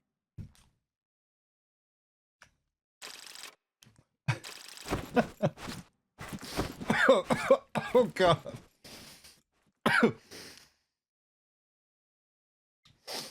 I don't think we got an S rank. Oh, I did. Okay.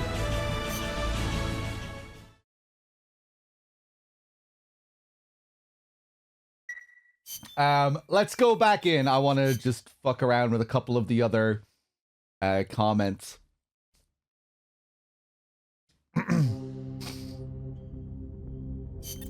Snake, the sunsets are so pretty here. Wow.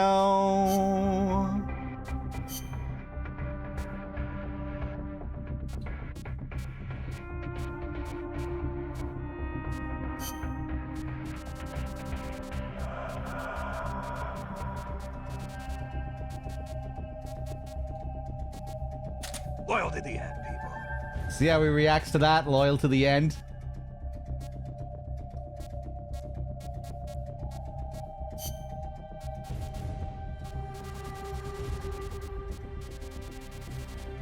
I feel the power within me. I feel the power within me.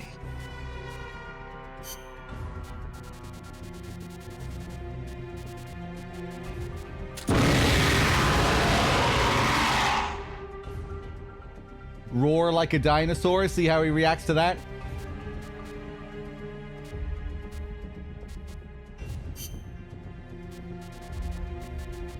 Spencer Amos. Big Boss.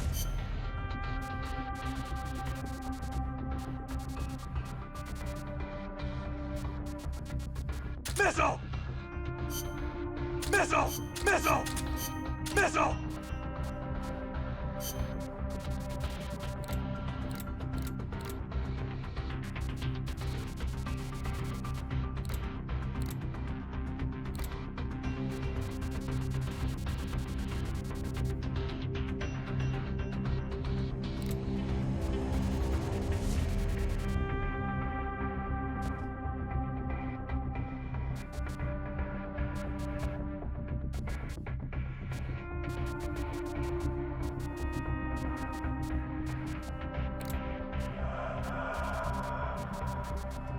Give me that for a minute.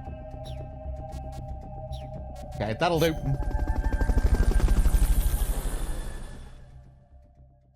See you later, Britazora.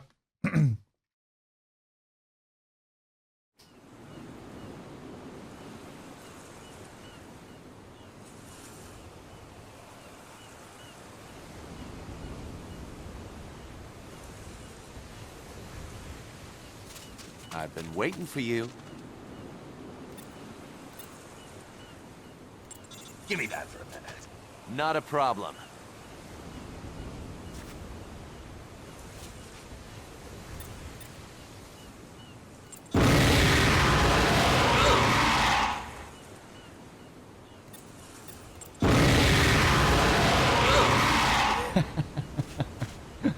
Yeah, you can just knock them back with the roar. Venceremos. Venceremos! Big Boss. You're the boss. Big Boss. You're the boss. You're the boss. Big Boss. Big Boss. You're the boss. You're the boss. You're the boss. You're the boss. Snake in.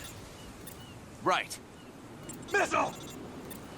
Yeah, I don't think we'd survive that. Nice. Missile. Yeah, I don't think we'd Missile. survive that.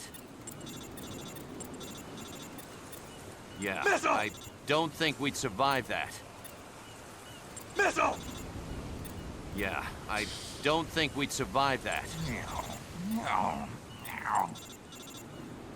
Meow, meow, meow. Loyal to the end, people. You're kidding, right? Good to have you. Hey, come on now. We're friends, aren't we? I feel the power within me. Me too, Snake.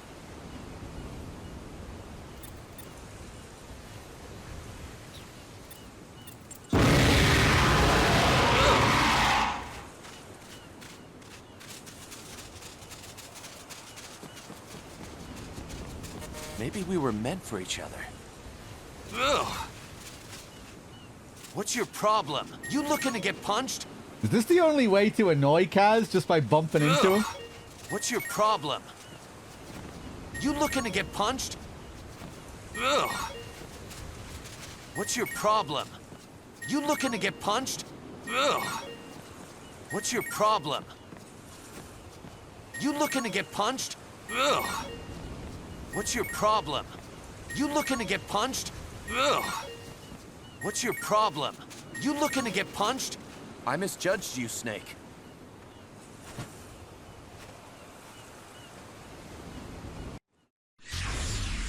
Kaz, I'm sorry. I didn't mean it. Come on! Kaz! It's okay, I'm done.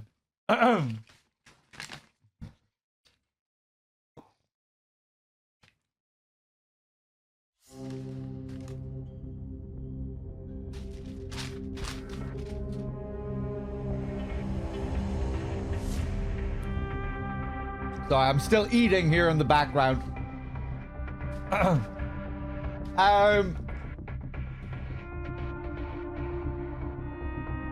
Okay. Let's just do one of the Monster Hunter missions. I don't think DRK showed any of the stuff related to the Monster Hunter missions, did he? So let's just show how you unlock it to begin with. I think it's extra op 29. Let's get this mission started. Complete the mission and proceed to the Fulton recovery point so we can get you back alive and well. Good luck out there. For those of you that don't know, Peace Walker has these Monster Hunter missions in the game. They partnered up with Capcom, partly inspired by Kojima's own son, who was a big Monster Hunter fan. Kojima wanted to make his son a Monster Hunter Metal Gear game. And it's actually fairly well hidden within the game.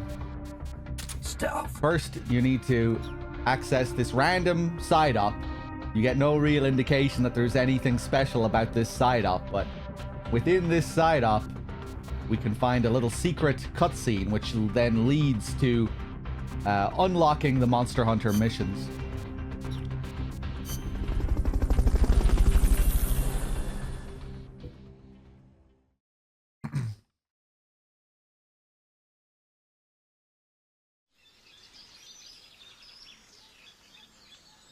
Stay out of the enemy's sight as you recover those supplies, and don't get lost. I think the "don't get lost" comment might be a little hint. Like, don't stray off the track. Because if we do decide to abandon the goal and go back, we'll find something here.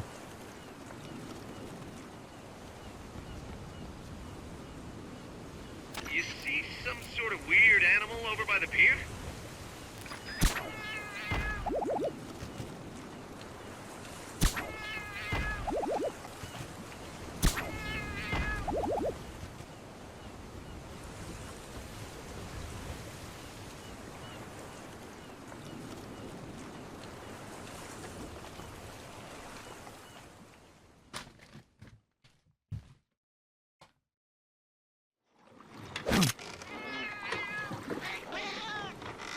Talking cat.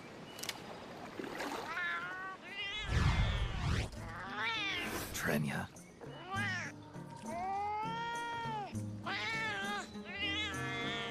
Creatures, even rarer than a talking cat.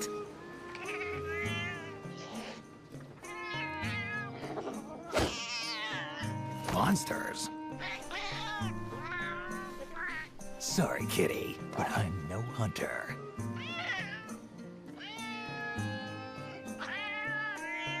Not exactly ordinary yourself.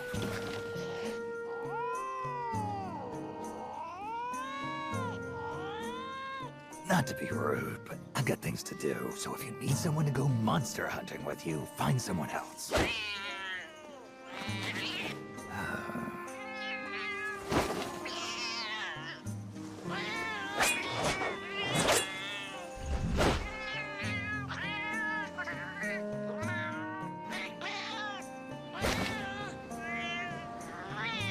Sounds perfect.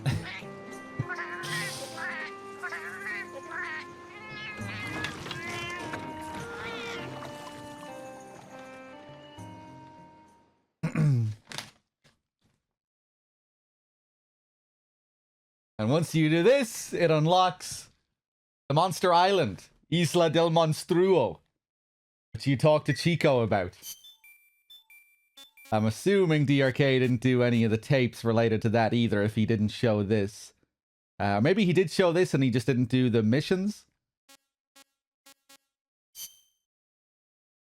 But yeah, now we'll go back to our extra ops menu. Just show one example of Monster Hunter missions here. Well, our first one, Rathalos, Twilight, Sunset.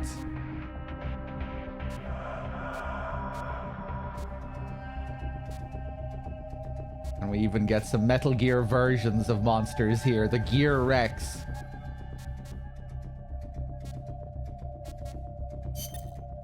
This is a high-risk mission. You'll be facing some powerful opposition, but it's nothing you can't handle. Believe in yourself.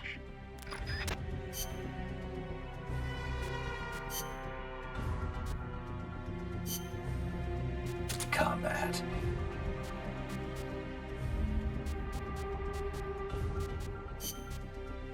Survival.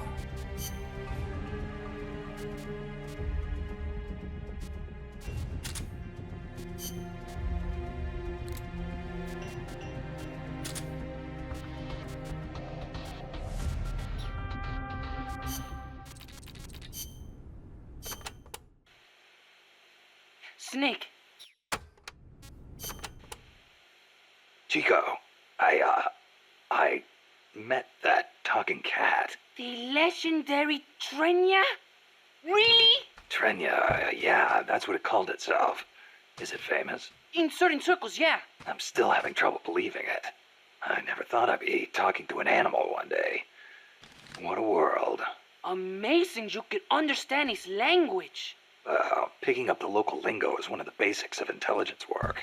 That's what makes you the boss, boss. Hey, say something in Trenya's language, will you? Meow. Meow.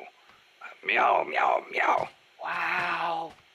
I have no idea what you're saying. Of course you wouldn't. So what did Trenya say? It said it would take me to that island you talked about.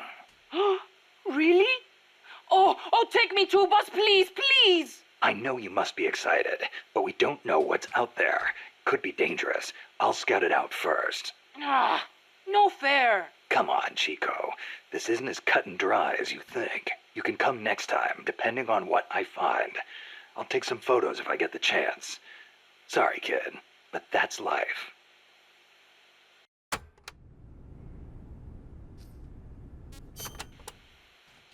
Apparently, there are other cats that talk besides Trenya on Isla del Monstruo. There's more of them? Yep. They're called the felines. But supposedly they don't ever come to Costa Rica. You should try talking to them if you spot them. Who knows what kind of stuff they have to say? Yeah, just when you think things can't get any crazier. Also, the felines are nice to humans.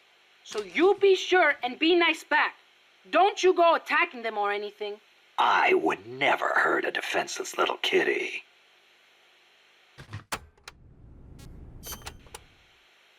I used to have this book full of pirate lore. It had the story about Rathalos, king of the skies. Most accounts describe it as a dragon with wings, or a wyvern. A wyvern? A two-legged dragon? Vlad the Impaler's coat of arms had one on it. Yeah, and he was a model for Count Dracula. There are reports of ships being attacked out in the middle of the ocean. So Rathalos must be able to fly great distances. And what's more, Rathalos is said to breathe fire. Breathe fire? An animal like that can't possibly be real. We're talking about a monster, Snake. Forget what you think you know. All right, let's do it.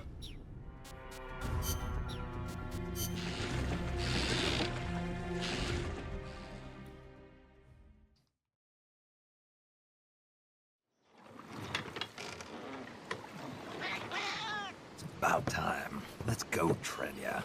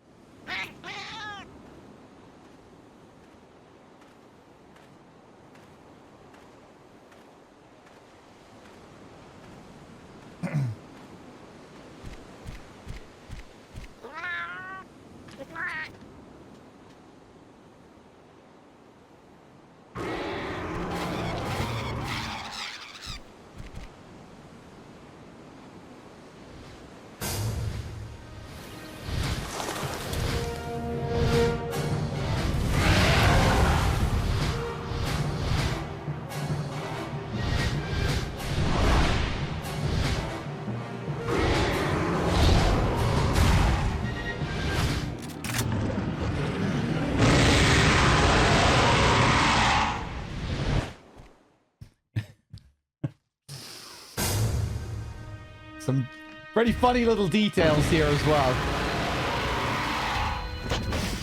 You don't have any supply markers. Are you gonna have enough ammo? Maybe you should pull back and reorganize things first.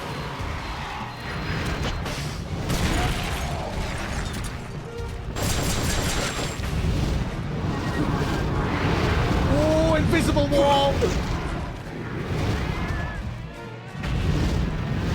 Not in a good position here.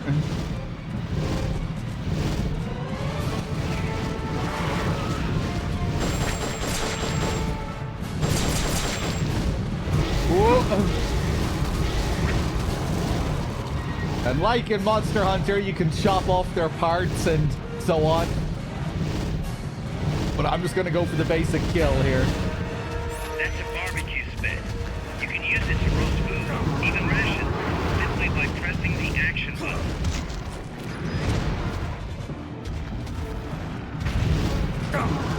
Oh, please.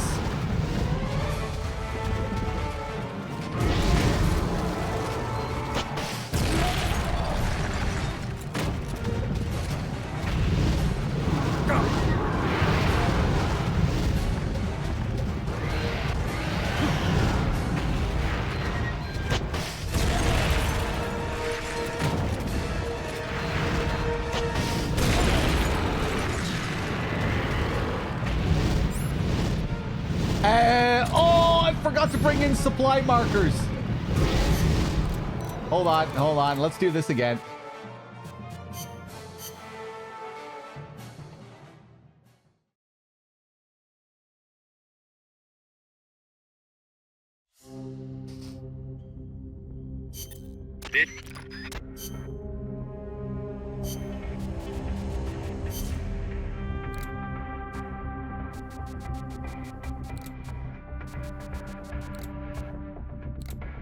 Wow.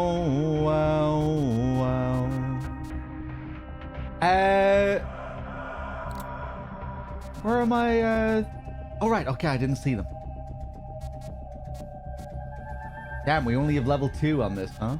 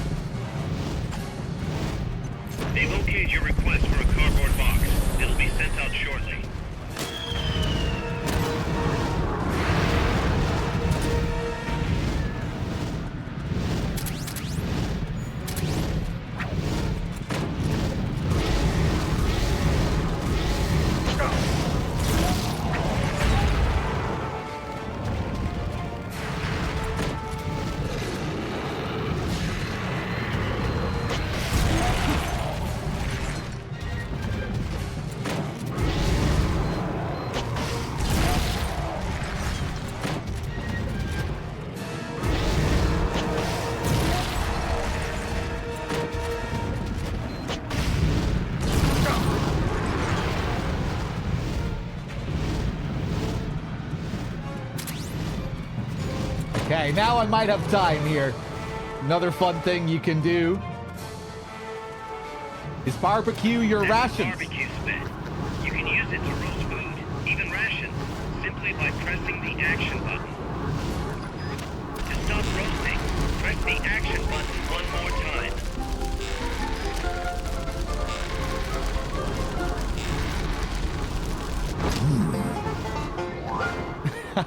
Hey, that looks delicious.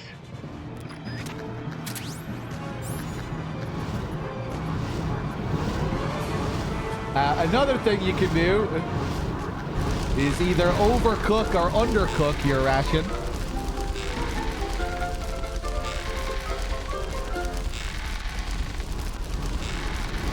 We keep cooking it.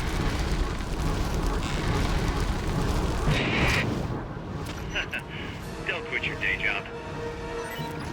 And we get a burnt ration.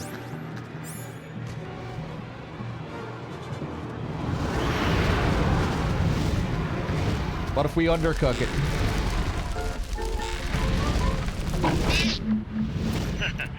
Don't quit your day job. Oh, does that just return the regular... That just turns it back to a regular ration. Okay.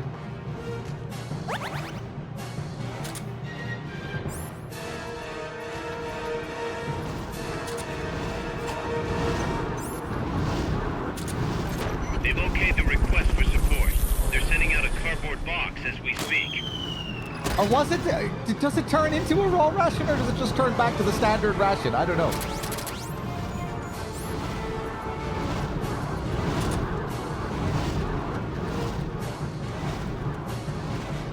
It did say R ration. Okay, okay. Yeah, I thought it did. Just when I picked it up, I thought it was just a regular ration again. So I remember the color changing, but I think it was the same color as the standard ration.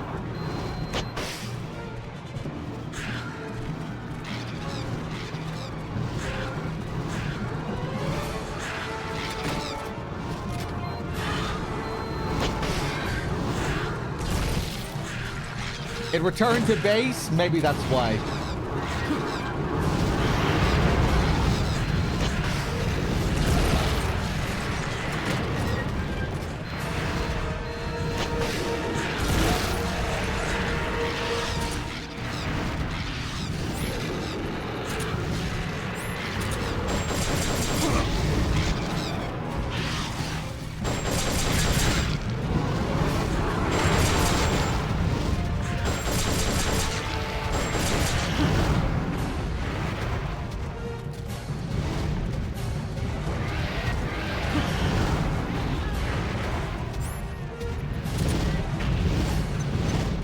They've okayed your request for a cardboard box. It'll be sent out shortly. Oh, no. I don't feel the power.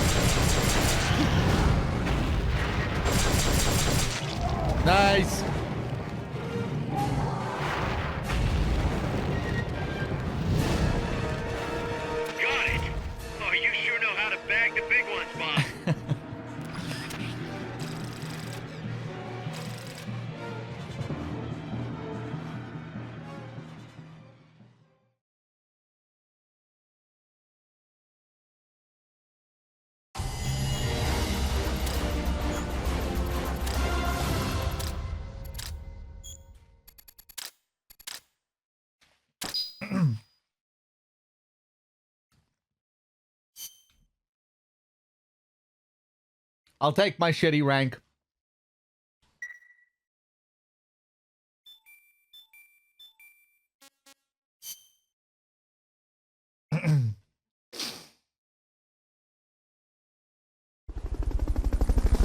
Thing that's really a pain is that it has no psych bar for when you're going for the non-lethal takedowns. Yeah, it's been like 10 years, I think, since I've done that with the Monster Hunter missions. I forget how all that works. I remember it being a real pain, though. One of these days, I'm going to do another big Peace Walker run, and we'll do all that co-op stuff, too. Let's go and play a couple more tapes.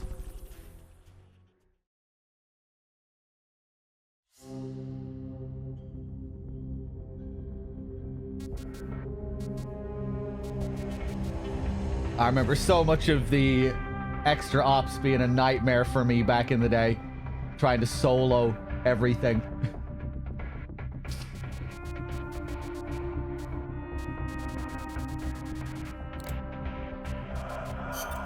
Snake, Zadornov's disappeared again.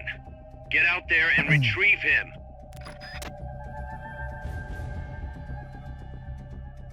The stun rod works on them one time during the fight. You can only get one use of the stun rod. After one use, it doesn't do anything.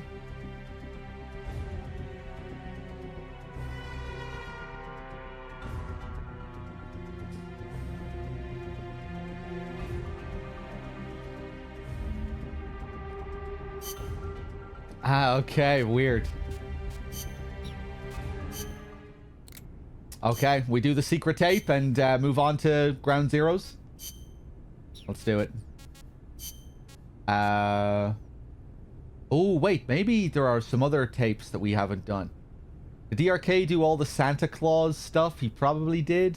I think all of that unlocks shortly after the first ending. Yeah, I'm sure he did all that stuff.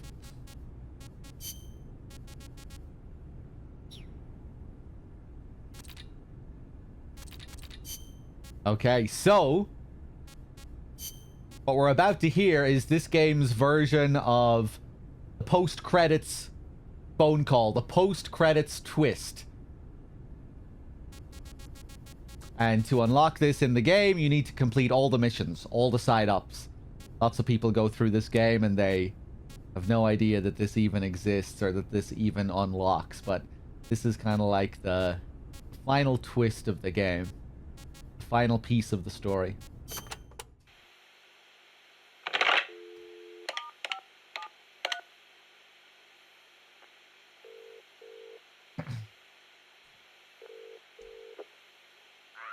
It's me. Smoothly? Naturally? No. Big Boss doesn't know the truth. No, Langley hasn't decided what to do yet. Their hands are full with their own mess. True. Lubyanka is in the same boat. Yes. Other eyes continue to watch, but no sign of contact so far. Exactly. It's a non-state army to use however they want. They've probably decided there's no sense in wiping them out just yet. Better to make use of them. Indeed they have. There's a site near Angola. And we fully validated the AI as well. Agreed. In the end, a machine is just that. A machine. Sigan was right. It seems it's time for a change in approach. Machines are best suited to specialize in high-level data processing. Yes, of course. Speaking of which, any news on the Suns? 2. Already? Really? But they're strictly an insurance policy, yes? So that's the idea. I wonder how Big Boss will respond. Yes, but I'm only interested in the business angle. Like I said before, I'm neither an enemy nor an ally. I'm merely a business partner. Don't forget it. Yes, I'll be in touch. My dear Zero. Oh my god! So pretty big reveal here. This is, of course, Kaz in cahoots with Zero. Well, maybe not in cahoots, but working with Zero as some kind of business partner behind Snake's back. He knows about the clones. He knows about the AI system. All their plans. All of this stuff that he's keeping from Snake. Pretty major final twist.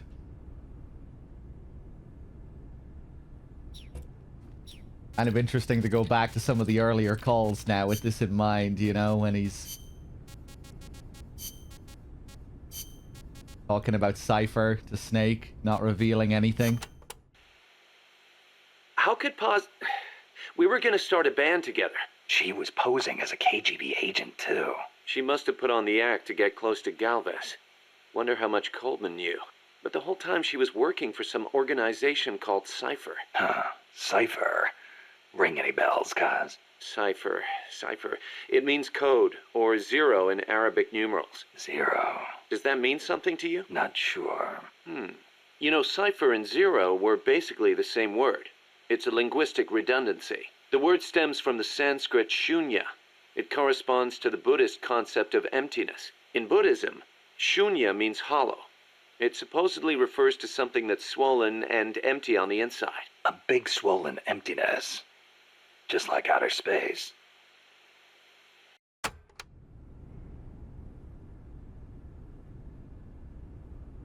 The arcade did this one. I did this one earlier. It was me who did this one. I just wanted to show it again after talking about the secret tape.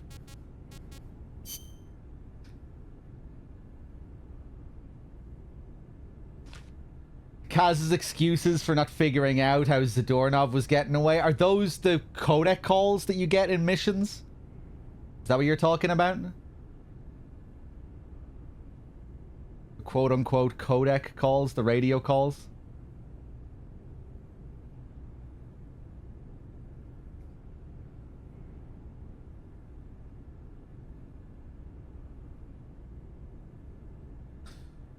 Oh, you mean the post mission conversations after the Zadornov missions? Right, okay, yeah.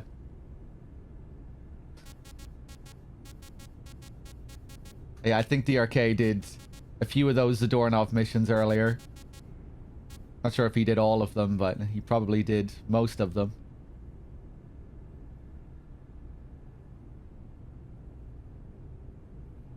Oh yeah, after you finish a mission that triggers the next escape. Right, yeah.